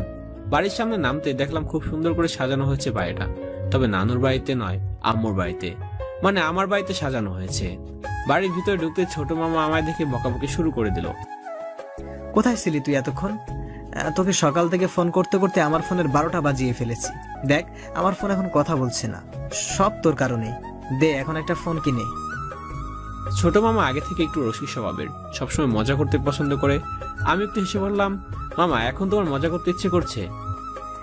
আরে তুই তো একটা বেকুব, বিয়ে বাড়িতে মজা করবো না তো কি হাত পা ছাড়িয়ে কাঁদবো নাকি? পাগল, যা ভিতরে যা, ভাইজান তোকে খুঁজছে, গেলেই বকা খাবি। যা টেলে সামলা। তারপর বাড়ির ভিতরে ঢুকলাম। বাড়ির ভিতরে ঢুকে দেখি বড় মামি, ছোট মামি, নানু এবং ছোট বোনেরা কাঁচা হলুদ বাটছে এবং আরো অনেক কিছু গায়ে হলুদের জন্য যা প্রয়োজন আর কি, ওসব গোছগাছ করছে। কিছু বয়স্ক মহিলারা সুরে সুরে গায়ে হলুদের গানও গাইছে দেখছি। গায়ে হলুদের অনুষ্ঠানে তেমন কোনো মানুষকে আমন্ত্রণ করা হয়নি, খুব কম লোকজন। অফিসের কর্মচারী এবং নিকট আত্মীয় স্বজন ছাড়া আউটসাইডের কাউকে ইনভাইট করা হয়নি। তবে পুরো বাড়িটা মানুষের হাসাহাসি আর আনন্দে মুখরিত হয়ে আছে। বিয়ে বাড়ি বলে কথা। হঠাৎ নানু আমায় দেখে বলে উঠলো, কি রে, এখন সময় হলো আসতে? তোকে সেই সকাল থেকে তলব করছি, তোর কোনো পাত্তাই নেই।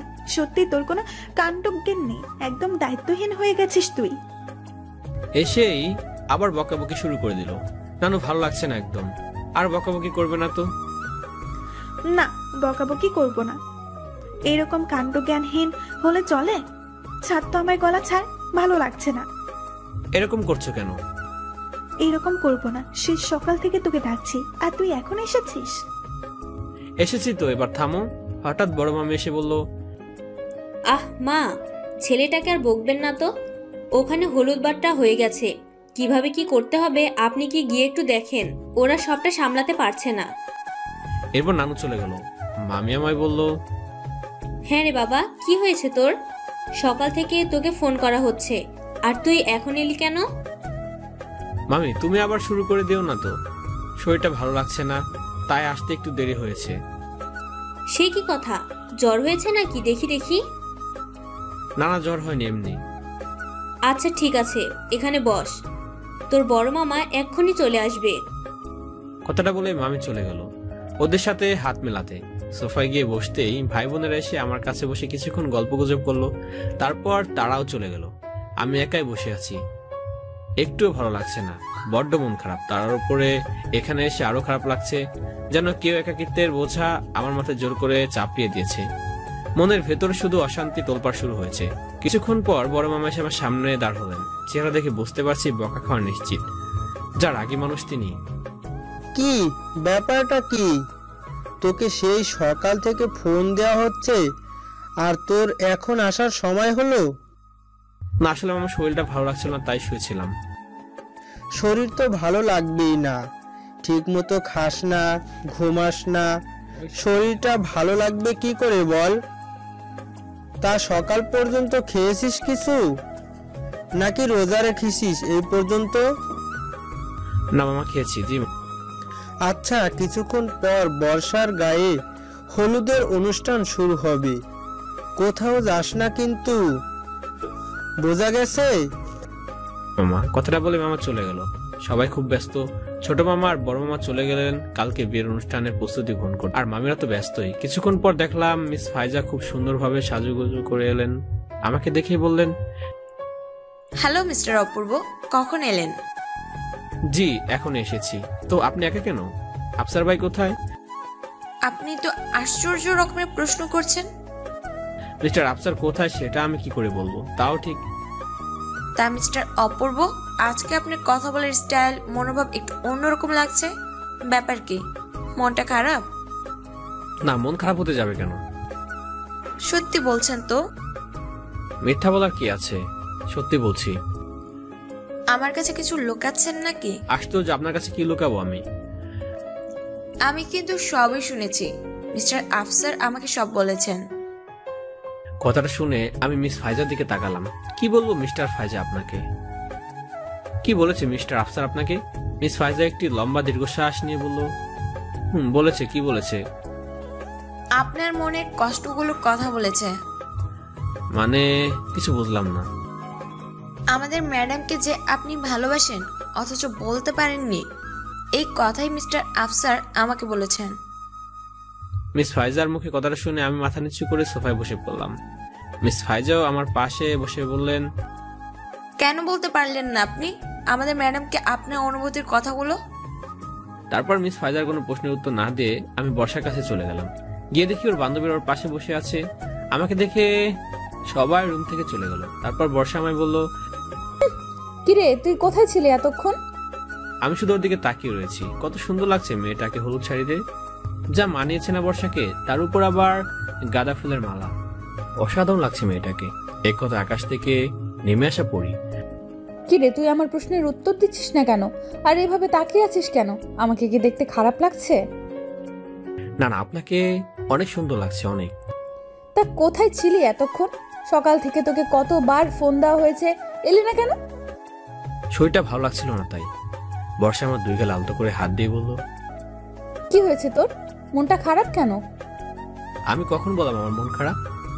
বলতে হয় নাকি? কাছের মানুষরা মুখ দেখলেই বলতে পারে কখন তার মন খারাপ আর কখন তার মন ভালো থাকে। বল আমায়, কি হয়েছে তোর? কিছু না। বল না রে, আমার কাছে বল, কেন তোর মন খারাপ? কেন মুখটা এত গোমরা করে রাখিস সব সময়? বললাম তো কিছুই হয়নি। আচ্ছা অপূর্ব, একটা কথা বলবো তোকে। বলুন।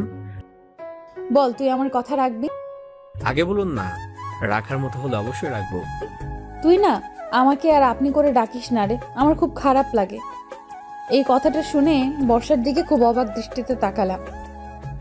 কেন? তাহলে কি কি বলে ডাকবো আপনাকে? তুমি বলে ডাকবে। কথাটা শুনে আমি একটু হাসলাম। মনে মনে চিন্তা করলাম, তুমি বলে ডাকার অধিকারটা তো আগে থেকেই তুমি কেড়ে নিয়েছো। কিভাবে সেই অধিকারটা আমি আদায় করব? তা তো সম্ভব নয়। কিরে, তুই হাসলি কেন? আপনার কথা শুনে। আমি হাসার মতো কি বললাম? আপনি আর তুমির মধ্যে অনেকটা পার্থক্য, জানেন তো, আকাশ পাতাল তফাৎ। তারপরও আমাকে তুমি বলে ডাকবি? তোর মুখ থেকে আপনি শব্দটা শুনতে আমার আর ভালো লাগে না, খুব পরপর মনে হয়। সম্ভব না। কেন সম্ভব না? সে অধিকার আমার নেই। আমি এত কিছু জানি না, তুই আমাকে আর কোনো দিন আপনি বলে ডাকবি না, ব্যাস। ওর মুখে কথাটা শুনে আর বুকটা যেন ফেটে যাচ্ছে, চোখ দুটো যেন কান্না করতে চাইছে। কিভাবে যে তোমাকে তুমি বলে ডাকবো বর্ষা, তা তো সম্ভব নয়। আমি কিভাবে নিজেকে সামলাবো তুমি চলে যাওয়ার পর? আমার হৃদয়কে তুমি ভেঙে দিয়ে চলে যাচ্ছ। প্লিজ বোঝার চেষ্টা করো, আমি যে তোমাকে ছাড়া বাঁচবো না। ওর দিকে গভীর দৃষ্টিতে তাকিয়ে আছি। কি রে, কিছু বল। আমি আসি এখন। কোথায় যাচ্ছিস? কিছু কাজ আছে। কথাটা বলে আমি চলে আসবো। বর্ষা পিছন থেকে ডাক দিল, তোকে একটা কথা বলার ছিল। প্লিজ না, এখন না, অন্য কোনো সময় শুনবো। কিন্তু প্লিজ, আমি এখন আসি। কথাটা বলেই আমি রুম থেকে চলে আসলাম। চোখটা আমার পুরোই ভিজে গিয়েছে নোনা পানিতে। আর কিছুক্ষণ ওর সামনে দাঁড়িয়ে থাকলে আমার চোখ দিয়ে পানি ঝরে যেত। নানুর ঘরে এসে বসলাম।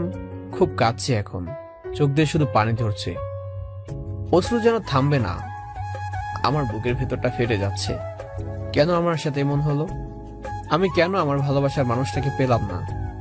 আমার পৃথিবীটা যেন উলটপালট হয়ে গিয়েছে। হঠাৎ নিচ থেকে নানু আমায় ডাকলো। নানুর ডাক শুনে আমি চোখটা মুছে নিলাম। এরপর নিচে চলে গেলাম।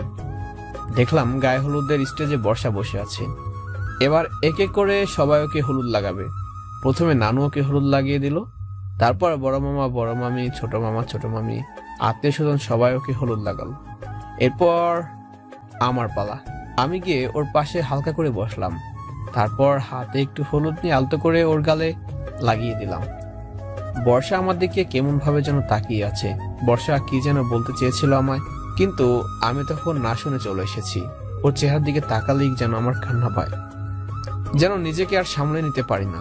তাই বেশিক্ষণ দেরি না করে আমি উঠে চলে এলাম। তারপর আনন্দ, নাচ, গান। একটি বিয়ে বাড়িতে যেমন পরিবেশ হওয়া দরকার ঠিক তেমনই। তবে ওই পরিবেশে আমার নিজেকে কেমন জানি বেমানান লাগছিল। তাই কিছুক্ষণ ওইখানে বসে থাকার পর আমি কাউকে কিছু না জানিয়ে সোজা আমার ঘরে চলে আসি। চলে আসতে নানুর ফোন। কি রে, তুই কোথায়? নানু, আমি বাসায় চলে এসেছি। আশ্চর্য, কেন? নানু ভালো লাগছিল না তাই। কিন্তু নানু, এখন রাখছি প্লিজ। কথাটা বলে কেটে দিলাম। এরপর নিজের বিছানায় এসে মুখ থুবড়ে পড়লাম। বালিশের কোণে মুখ লুকে খুব কাঁদলাম। কষ্টগুলো কান্না হয়ে ঝরে যাচ্ছিল। হৃদয়টা ফেটে যাচ্ছিল কষ্টের বেত্রাঘাতে। আঘাতে আঘাতে আজ আমি এতটাই আহত হয়েছি যে এই ক্ষত কাউকে দেখানোই যাবে না। নিয়তি আমাকে হারিয়ে দিল আমার এই ভালোবাসার কাছে। আমি হেরে গেলাম। সারা রাত ঘুমাইনি, শুধুই কেঁদেছি। এতই কেঁদেছি যে চোখ দুটো অন্ধকার দেখছিলাম। সকাল হতে মামা ফোন করে ও বাড়িতে তাড়াতাড়ি যেতে বললো। যেতে ইচ্ছে করছিল না, কিন্তু বাধ্য হয়ে যেতে হলো। গিয়ে দেখলাম পুরো বিয়ে বাড়ি মানুষের কোলাহলে পড়লো। আমি যে বাড়ির ভেতরে ঢুকেছি সেটা কেউ খেয়াল করেনি। আমি গিয়ে সোজা নানুর রুমের সোফায় মাথাটা দিয়ে বসলাম। হঠাৎ কেউ একজন আমার মাথায় হাত দিয়ে স্পর্শ করলো। মাথাটা তুলে তাকাতেই দেখি নানু। কিরে নানু, কখন এলি? এই তো এখন এসেছি। কি হয়েছে তোর? মনটা খারাপ কেন? কিছু হয়নি নানু, এমন। আজ কদিন যাবৎ লক্ষ্য করছি তুই কেমন যেন মনমরা হয়ে গেছিস। কি হয়েছে তোর? আমায় বল, কিছু হয়েছে নানু? না, কিছু হয়নি। তুমি অযথা টেনশন নিও না তো। হলো, আমায় বল নানু। বললাম তো কিছু হয়নি। বর্ষা কোথায়? ওকে, ওর বান্ধবীরা সাজাচ্ছে। ও আচ্ছা, বর্ষার বর কখন আসবে? এই তো সময় হয়ে গেছে, এখনই চলে আসবে। হঠাৎ করে নিচ থেকে আওয়াজ এলো, বর এসেছে, বর এসেছে। ওই দেখ, বলতে না বলতে চলে এসেছে। নে নে, তাড়াতাড়ি নিচে আয়, এখানে বসে থাকিস না। কথাটা বলে নানু নিচে চলে গেল। বর্ষার বরকে দেখার জন্য আমিও নিচে চলে আসলাম। তবে বর্ষার বর বেশে যাকে দেখলাম তাকে দেখে আমার পায়ের নিচে থেকে মাটি সরে যাচ্ছিল। এ কেমন বিশ্বাসঘাতক আমার সাথে! আমি কাকে দেখছি নিজের চোখকে বিশ্বাস করতে পারছিলাম না। আমি কল্পনাও করতে পারছি না এমন পরিস্থিতির মুখোমুখি হতে হবে আমাকে। আফসার ভাই এইমাত্র বর বেশে যে ভিতরে ঢুকলো, সে আর কেউ নয়, আফসার ভাই। আফসার ভাই দাঁড়িয়ে আছে আমার সামনে। আমি ভুল দেখছি? আমি কি স্বপ্ন দেখছি? নিজেকে বিশ্বাস করতেই পারছি না। কি হচ্ছে এখানে? আফসার ভাই ভিতরে ঢুকে আমার সামনে এসে মুসকি মুসকি হাসছে, কিন্তু রাগে আমার শরীরের রক্ত যেন মাথায় চড়ে গিয়েছে। নিজেকে কন্ট্রোল করে আফসার ভাইকে প্রশ্ন করলাম, আপনি এই বেশে? এসবের মানে কি? এখানে তো বর্ষার বরের আসার কথা ছিল, আপনি এখানে বর বেশে কি করছেন? কেন, বর্ষাকে বিয়ে করতে এসেছি। নিজের রাগকে আর কন্ট্রোল করতে পারলাম না। সঙ্গে সঙ্গে সবার সামনে আফসার ভাই কলারটা ধরে ফেললাম আর চিৎকার করে বলতে লাগলাম, আফসার ভাই ওই মুখে বর্ষার নাম উচ্চারণ করবেন না, বিশ্বাসঘাতক বেঈমান। আপনি এতটা নিয়েছি, এতটা জঘন্য, আমার সাথে বিশ্বাসঘাতকতা করে এখন বর্ষাকে বিয়ে করতে এসেছেন। তার মানে বর্ষা আপনাকে পছন্দ করত, আপনাকে বিয়ে করতে চেয়েছিল, কিন্তু আপনি আমাকে বলেননি। কেন করলেন আমার সাথে এমনটা? বলুন কেন করলেন? আরে অপূর্ব ভাই, কি করছেন কি? ছাড়ুন না, ছাড়বো না। আগে বলুন কেন করলেন আমার সাথে এমন প্রতারণা? পিছন থেকে কাপুরুষের মতো আঘাত করে আমার সাথে কেন এমন জঘন্য কাজ করলেন বলেন? এই কথাটা বলে খুব জোরে ধাক্কা দিয়ে আফসার ভাইয়ের কলারটা ছেড়ে দিলাম। বাড়ি ভর্তি লোকজন সবাই শুধু আমার দিকে চেয়েছিল। হঠাৎ বড় মামা এসে খুব রেগে আমাকে বলল, অপূর্ব কি করছিস? কি এসব? কি হয়েছে তোর? আমি মাথা নিচু করে চুপ করে আছি। মামা আবার আমাকে বলল, তুই কোনো বর্ষার হবু বরের গায়ে হাত দিলি বল আমায়? বড় মামি, নানু, ছোট মামা, ছোট মামি, বাড়ি ভর্তি সব লোকজন আমার দিকে চেয়ে রয়েছে। কি হলো, উত্তর দিচ্ছিস না কেন? কেন এরকম করলি? কথাটা বলে মামা আমায় থাপ্পড় দেওয়ার জন্য হাত উঠিয়ে ফেললো, আর আমি ভয় পেয়ে চোখটা বুজে ফেললাম। 10 সেকেন্ড চোখ বোঝার পর যখন দেখলাম আমার গালে থাপ্পড় পড়লো না, তখন চোখ মেলে দেখলাম যে মামা মুচকি মুচকি হাসছে, সে সাথে আফসার ভাই, নানু, মামি সকলেই। আমি তো ব্যাপারটা বুঝতেই পারলাম না। হঠাৎ মামা আমার দু গালে হাত দিয়ে বলল, তুই কি ভেবেছিলি মামা সবসময় রাগ করে? মামা বদমেজাজি? মামা তোর ইচ্ছা অনিচ্ছার কোনো খেয়াল রাখে না, তাই না? তুই মামার বড় আপার একমাত্র ছেলে, আমাদের সকলের প্রিয়, তোর মনে কি করে কষ্ট দিবে বাবা? তারপর মামা আমার কপালে আলতো করে একটা চুমু দিয়ে বলল, বর্ষার সাথে ওই ছেলেটার বিয়ে নয়, তোর বিয়ে হচ্ছে, বুঝলি? কথাটা শুনে আমি যে কি বলবো, আমি বলার ভাষা হারিয়ে ফেলেছিলাম। আমি কি এখনো ঘুমিয়ে আছি? আমি কি স্বপ্ন দেখছি, নাকি আমার কান ভুল শুনছে? সেটাই তো বুঝতে পারছি না। তারপর আমার হাতে আলতো করে একটা চিমটি কেটে যখন ব্যথা অনুভব করলাম, তখন আসলে বুঝতে পারলাম যে আমি তো বাস্তবে, কিন্তু কিভাবে কি হলো কিছুই তো বুঝতে পারছি না। মামার দিকে প্রশ্নবোধক ভাবে তাকিয়ে বললাম, কি বলছো কি মামা? বর্ষার সাথে আমার বিয়ে হচ্ছে? কেন, কিছু ভুল শুনলি নাকি? কিন্তু কিভাবে, কিছুই তো বুঝতে পারছি না। তারপর মামি আমার সামনে এসে আমার কপালে একটা চুমু দিয়ে বলল, তুই কি মনে করেছিস অপূর্ব, তোর আনন্দ খুশির কোনো খেয়াল আমি রাখবো না? তোকে আমি বলেছিলাম না যে আমি তোর মায়ের মতো? মা কি কখনো সন্তানের মনের কথা বুঝতে পারে না বল? আমার মেয়ের একমাত্র সন্তান তুই, আর তোর ইচ্ছা অনিচ্ছার কোনো খেয়াল রাখবো না ভেবেছিস? আমার প্রাণ, আমার অপূর্ব, তোর খুশিটাই আমাদের কাছে সবচেয়ে বেশি, নানু। আরে সবাই ছেলেটাকে চুমু দিয়ে ছেলেটার চেহারাটা নষ্ট করে দিচ্ছে দেখি। সরো সরো সরো। কিরে, শক্ট খেয়েছিস? আরামসে চেপে যা, চাপ নেবার কোনো দরকার নেই। বর্ষার সাথে তোর বিয়ে হচ্ছে এবং এটাই ফাইনাল। এখনো কোনো ডাউট আছে নাকি? কিন্তু মামা, বর্ষার সাথে যে আমেরিকা থেকে আসা ছেলেটার বিয়ে হওয়ার কথা ছিল। আরে ওইসব সাজানো অভিমান করে তোকে বলেছি, তোকে কষ্ট দেওয়ার জন্য। তোকে নাকি অফিসে বিয়ের কার্ড দিয়েছিল, কিন্তু তুই নাকি কার্ডটা খুলে দেখিসনি, তাই অভিমান করে তোকে সব সাজিয়ে গুছিয়ে বলেছিল। আর আমাদেরকেও বারণ করেছিল তোকে যেন কথাটা না বলি। জানিস তো বর্ষা যা রাগী মেয়ে, ওর কথা না শুনলে কি মহাপ্রলয় বাঁধিয়ে দিতে পারে, সেটা তো জানিস, তাই আমরাও কিছু বলিনি। কিন্তু আফসার ভাই, এখানে বর্ষে যে কেন আসলো? আফসার ছেলেটাকে তো বর্ষা বলেছিল যাতে বর্ষে যে আসে তোকে সারপ্রাইজ দেওয়ার জন্য, কিন্তু সারপ্রাইজ পাওয়ার বদলে তুই যে এতটা রেগে যাবি কে জানতো বল? রেগে গিয়ে ছেলেটার সাথে এত খারাপ ব্যবহার করলি, কাজটা কি ঠিক করেছিস বল? ছোট মামার মুখে কথাগুলো শুনে আমি আফসার ভাইয়ের কাছে গেলাম, গিয়ে ওনার 2 হাত ধরে বললাম, আফসার ভাই প্লিজ আমাকে ক্ষমা করে দিন। আমি মাথা গরম করে আপনার সাথে যে ব্যবহার করেছি জানি সেটা ক্ষমার অযোগ্য, তারপরেও ছোট ভাই হিসেবে ক্ষমা করে দিন প্লিজ। আরে অপূর্ব ভাই এত চাপ নিয়েন না তো। যাই হোক, আপনার ভালোবাসা সার্থক হতে চলেছে, সেই সার্থক ভালোবাসার বলে হিসেবে আমি না হয় আর একটু খেয়াল করে দিলাম।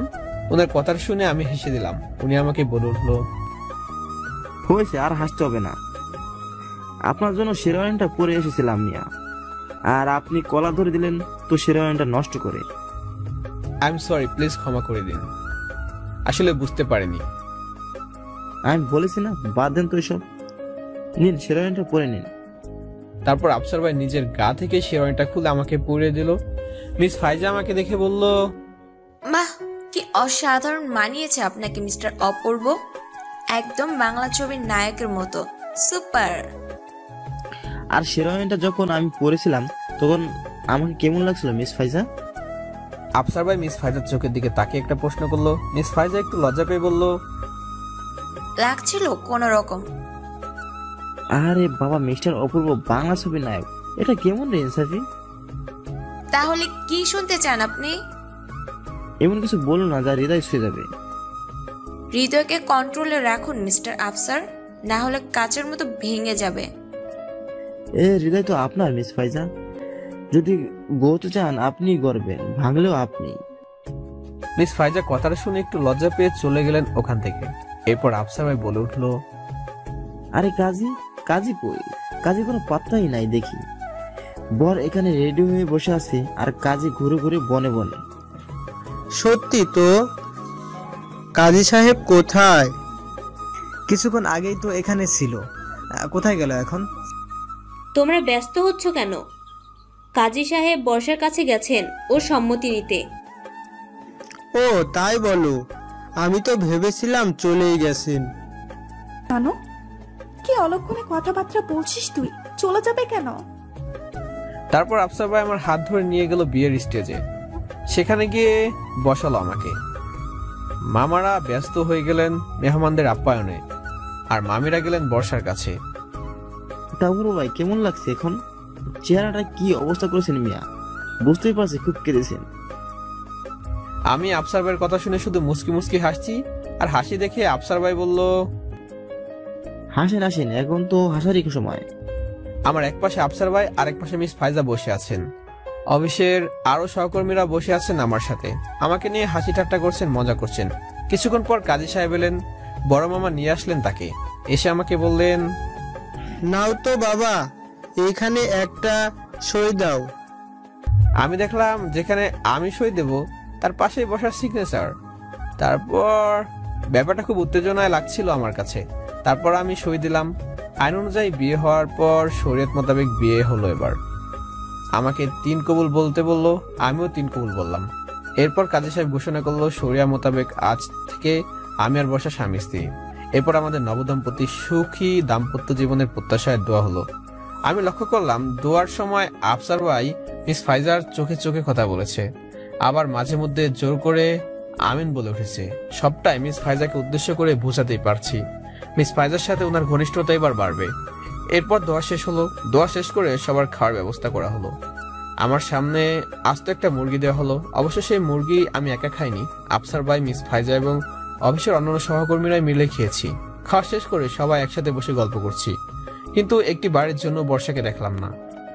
ও বাড়ির ভেতরেই রয়ে গেল, ওকে বাহিরে আনেনি। ওকে দেখার জন্য মনটা ছটপট করছে, নিজেকে আর সামলাতে পারছিলাম না, শুধু একটি পলক দেখার জন্য। আফসার ভাই আমার ব্যাপারটা বুঝতে বলল, আরে মিয়া এত তাড়াহুড়া কিসের? আস্তে আস্তে, মা তো বিয়েটা হলো, এখনো বাসা করে যাওয়ার জন্য সাপোর্ট করছেন। আফসার ভাই কি যে বলেন, খুশি কুকার সবই বুঝি। একটি বারের জন্য ম্যাডামকে দেখেননি এখানে আসার পর থেকে, এখন ভাবছেন বিয়ে হয়ে গেছে, বউকে এখনো দেখছি না, মনটা ছটফট করছে, তাই না? বুঝি সবই বুঝি। যাবেন, একটু অপেক্ষা করেন, একটু পরে আপনাকে বাসার ঘরে সিংহ দরজায় নিয়ে যাব, তখন যত খুশি বউর সাথে গল্প করবেন। আপনাকে কেউ ডিস্টার্ব করবে না। যত সময় যাচ্ছে বর্ষাকে দেখার ইচ্ছে যেন আমার প্রবলভাবে বাড়ছে। রাত হওয়ার সাথে সাথে আস্তে আস্তে বাড়ি থেকে মেহমান চলে গেলেন। সত্যি তো আর সইছে না আমার বর্ষাকে একটিবার দেখার জন্য। মনটা যেন চাতক পাখির মতো ছটফট করছে। রাত প্রায় 11টা। আমি বসে আছি শুধু আফসার ভাই, মিস ফাইজা, অফিসের সহকর্মীদের সাথে। যত সময় যাচ্ছে আমি খুব অস্বস্তিতে পড়ে যাচ্ছি ওদের মাঝে। ওদের কাছে আমার থাকতে ইচ্ছে করছে না, শুধু বর্ষাকে দেখবো বলে। আফসার ভাই শুধু আমাকে একটু খোঁচা মেরে বলল, আরে আমাদের অপূর্বের অবস্থা দেখেন, যেন খাঁচায় বন্দি পাখিটা মুক্ত হওয়ার জন্য ছটফট করছে। আপনি একটু চুপ করবেন মিস্টার আফসার? আপনি বুঝবেন কিভাবে ভালোবাসার যন্ত্রণা কি হয়? না বুঝলে বুঝিয়ে দিন না, বোঝার জন্যই তো অপেক্ষা করছি। ইস, আমার বয়েই গেছে আপনাকে বুঝিয়ে দিতে। তাদের কথা নিয়ে সবাই হাসাহাসি করছে। এরপর নানু এসে বলল, এই তোমরা কি করছো? তোমরা বসে থেকো না। বর্ষাকে বাসর ঘরে দিয়ে এসেছি, তোমরা মেহমেদকে বাসর ঘরে দিয়ে এসো। কথাটা বলে নানু চলে গেল। ওঠেন ওঠেন, আপনার অপেক্ষার প্রহর গুণা এবার শেষ। আজ ছটফট করতে হবে না। এরপর আমাকে নিয়ে যাওয়া হলো আমার ঘরে। মানে বিয়েটা তো আমার আম্মুর বাড়িতে হয়েছে, মানে আমার বাড়িতে। যে ঘরে আমি ছোটবেলা থেকে ছিলাম, যে ঘরে পড়াশোনা করেছি এবং যে ঘর থেকে একদিন চলে গিয়েছিলাম, সেই ঘরে আমার রুমে বাসর ঘর সাজানো হয়েছে। আমাকে দরজার সামনে এনে আটকে দিল আফসার ভাই। আরে দাঁড়ান দাঁড়ান, কোথায় যাচ্ছেন? মানে প্রথমবার বাসর ঘরে যাচ্ছেন, বড় ভাইয়ের কাছ থেকে একটু টিপস নেবেন না? মানে কি মিস্টার আফসার, আপনি এর আগে আর কতবার বাসর করেছেন শুনি? তো আস্তাগফিরুল্লাহ, কি সব বলছেন? কি সব বলছি? আপনি মিস্টার অপূর্বকে টিপস দিতে যাবেন কেন? আপনার কি এর আগে কোনো অভিজ্ঞতা আছে নাকি বাসর করার? কি যে বলছেন মিস ফাইজা? চুপ, একদম চুপ। সরেন সরেন, মিস্টার অপূর্বকে যেতে দিন। আচ্ছা ঠিক আছে, আপনারা যান, আমি আসছি। তারপর মিস ফাইজা এবং বাকিরা সবাই চলে গেল। এবার আপনি ভিতরে যেতে পারেন স্যার।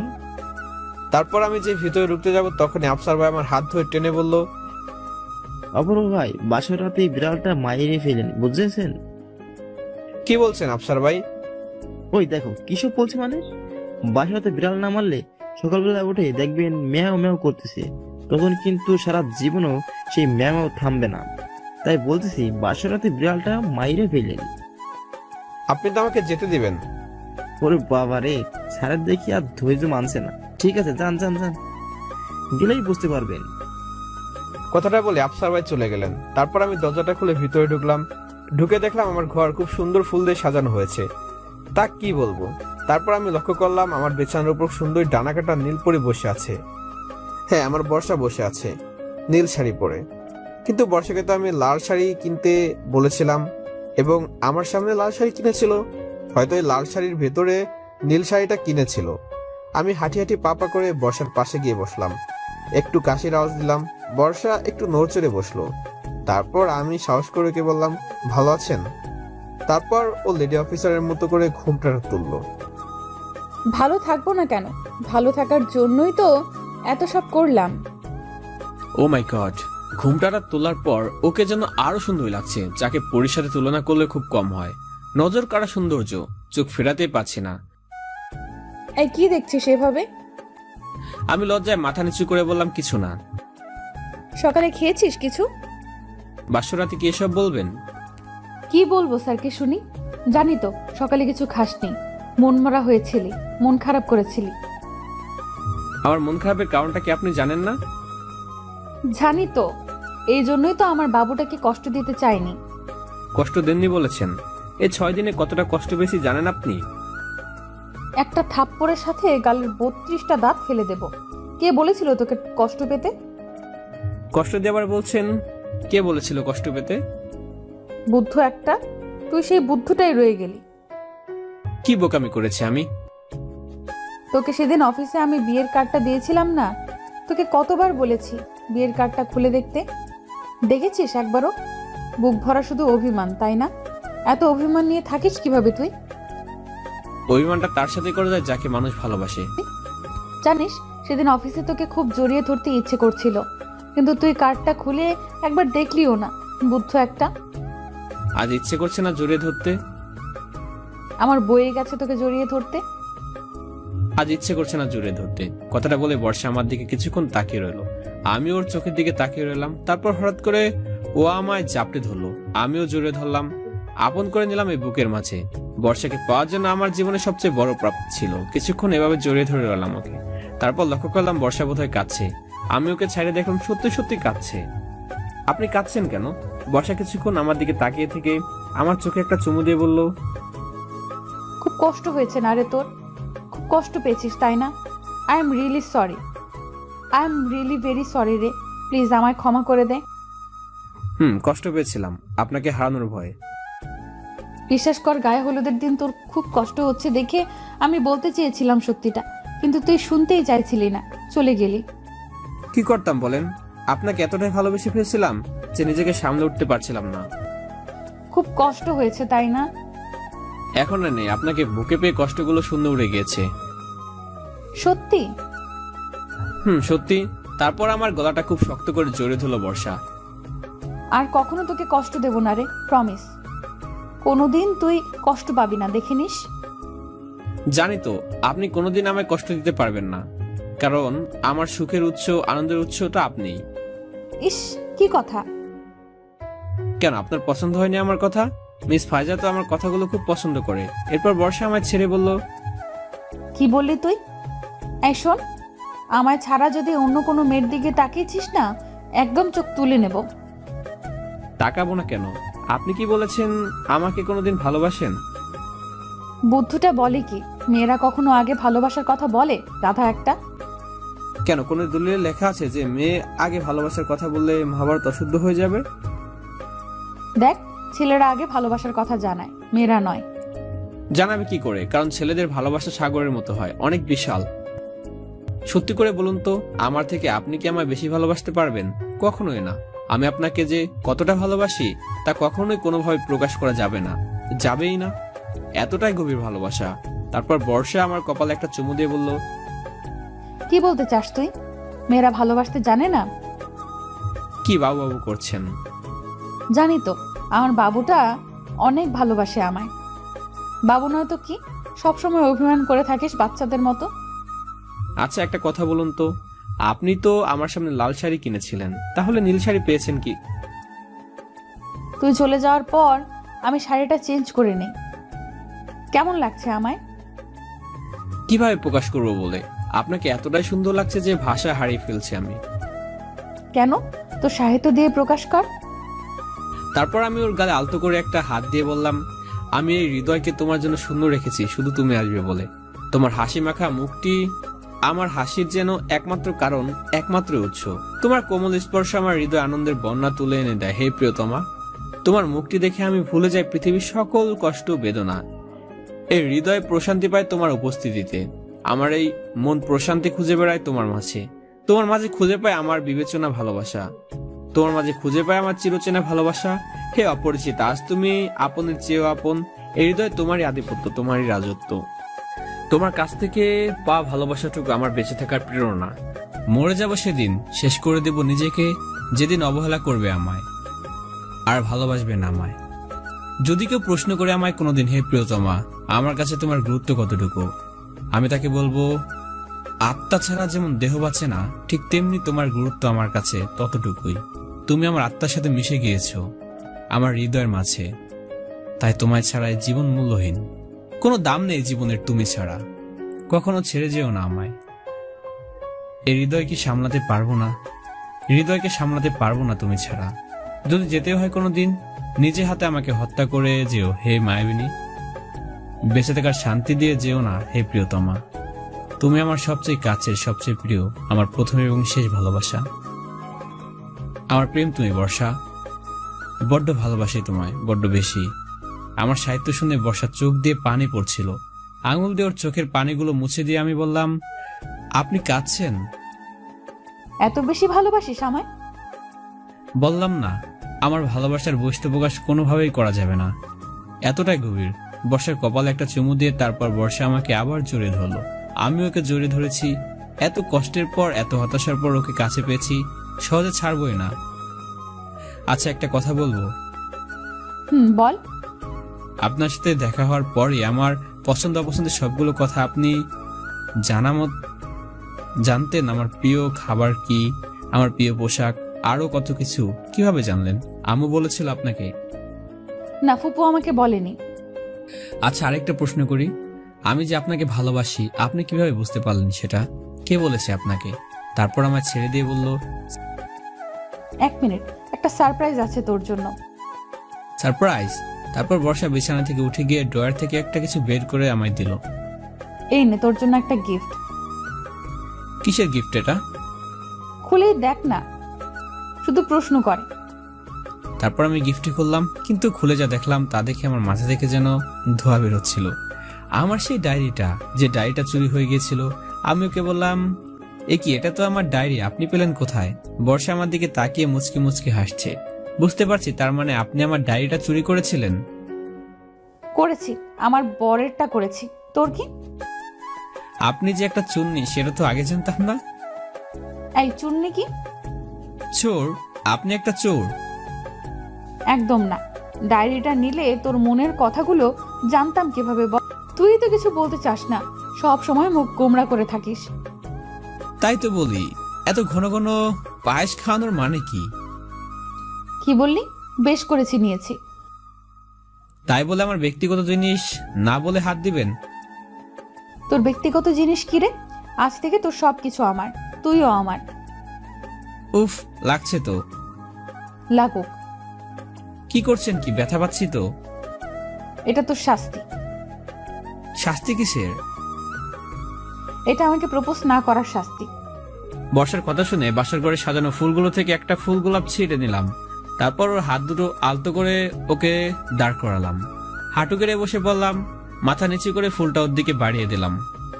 আমি তোমাকে ভালোবাসি বর্ষা, তোমাকে অনেক ভালোবাসি। তুমি কি হবে আমার ভালোবাসার মানুষটি? তুমি কি হবে আমার শূন্য বুকটা ভরিয়ে দেওয়ার একজন? তুমি কি হবে আমার গভীর রাতে চাঁদ দেখার সঙ্গী? তুমি কি হবে আমার এই শূন্য কাঁধে মাথা রাখার ভালোবাসার মানুষটি? এরপর বর্ষা আমার মাথাটা উঠিয়ে আমার গালে একটা চুমু দিয়ে বলল, সত্যি রে, আমি তোকে তোর থেকে বেশি ভালোবাসতে পারবো না। আমার জীবন সার্থক তোর মতো ভালোবাসার মানুষ পেয়ে। আর আমি সার্থক আপনাকে পেয়ে। এই, একটু আগে না তুমি করে বললি, এখন আবার আপনি করে বলছিস কেন? আপনি আমাকে তুই করে বলছেন কেন? আমি আপনার স্বামী না? স্বামীকে তুই করে ডাকতে নেই। ইস, এসেছে আমার স্বামী রে। তুই তো একটা বাচ্চা, তোকে আমি তুই করেই বলবো। তাহলে আপনাকে আমি আপনি ছাড়া কিছু বলতে পারবো না, আপনি করেই বলবো। বর্ষাকে কাছে টেনে খুব জোরে জড়িয়ে ধরে বর্ষা আমার বুকে ওর বুক লুকে মুচকি মুচকি আসছে। আমি যেন ওকে বুকে পেয়ে জীবনে সুখ খুঁজে পেয়েছি। এই শোন। হ্যাঁ বলুন। বাইরে খুব সুন্দর চাঁদ উঠেছে, দেখবি? রাত কটা বাজে দেখেছেন? ঘুমাবেন না? তারপর আমার বুকে মাথাটা উঠিয়ে বলল, আজ রাতে কোনো ঘুম না, সারা রাত শুধু গল্প করব, বুঝলি? তারপর আমার হাত ধরে টানতে টানতে বেলকুনিতে নিয়ে গেল। আমার রুমের সামনে বেলকুনিতে একটি দোলনা ছিল। 6 বছর আগে আম্মু কিনে দিয়েছিল দোলনাটি আমার জন্য। গিয়ে সেই দোলনাতে বসলাম। বর্ষা আমার কাঁধে মাথা দিয়ে বসলো। দুজনের মাঝে এক ভালোবাসাময় নীরবতা। বর্ষা, কিছু বলবেন না? খুব ভালোবাসি তোকে, অনেক বেশি। আমার থেকে বেশি কিন্তু নয়। জানি তো, কিন্তু তারপরও খুব ভালোবেসেছি তোকে। ভালোবেসে যাব তোকে আমৃত্যু, শেষ নিঃশ্বাস পর্যন্ত। আপনাকেও। জানেন, আম্মুকে আজ খুব মনে পড়ছে। আম্মু যদি বেঁচে থাকতো খুব খুশি হতো এই দিনটায়। হয়তো এই শূন্যতাটা কখনো পূরণ করতে পারবো না, কিন্তু দেখে নিস, তোকে আর কোনো দিন কষ্ট পেতে দেব না। তোর চোখ দিয়ে আর এক ফোঁটাও পানি ঝরতে দেব না আমি। তোকে এত ভালোবাসবো, সমস্ত কষ্টগুলো ধুয়ে মুছে যাবে, দেখিস, প্রমিস রইল। ওর কথা শুনে ওর কপালে একটা চুমু দিয়ে বললাম, আমাকে পেয়েছি, আমার আর কোনো কষ্ট নেই, কোনো দুঃখ নেই। এরপর ও আমায় জড়িয়ে ধরলো। সারা রাত দুজনে চাঁদ দেখলাম আর গল্প করলাম। এভাবে শেষ হলো আমাদের কষ্টের সমাপ্তি। বর্ষাকে পেয়ে শুরু হলো আমার জীবনের নতুন ভালোবাসার অধ্যায়। সকলের কাছে দোয়া চাই যেন বাস্তব জীবনে বর্ষাকে নিয়ে সুখী হতে পারি। সো দর্শক বন্ধুরা, আজকের এই গল্পটি আপনাদের কাছে কেমন লেগেছে নিচে কমেন্ট করে জানিয়ে দিবেন। আর হ্যাঁ, পরবর্তীতে কেমন গল্প শুনতে চান সেটিও কমেন্ট করে জানাতে পারবেন না। সো ভালো থাকবেন, সুস্থ থাকবেন এবং আমাদের চ্যানেলটি অবশ্যই সাবস্ক্রাইব করবেন। ধন্যবাদ।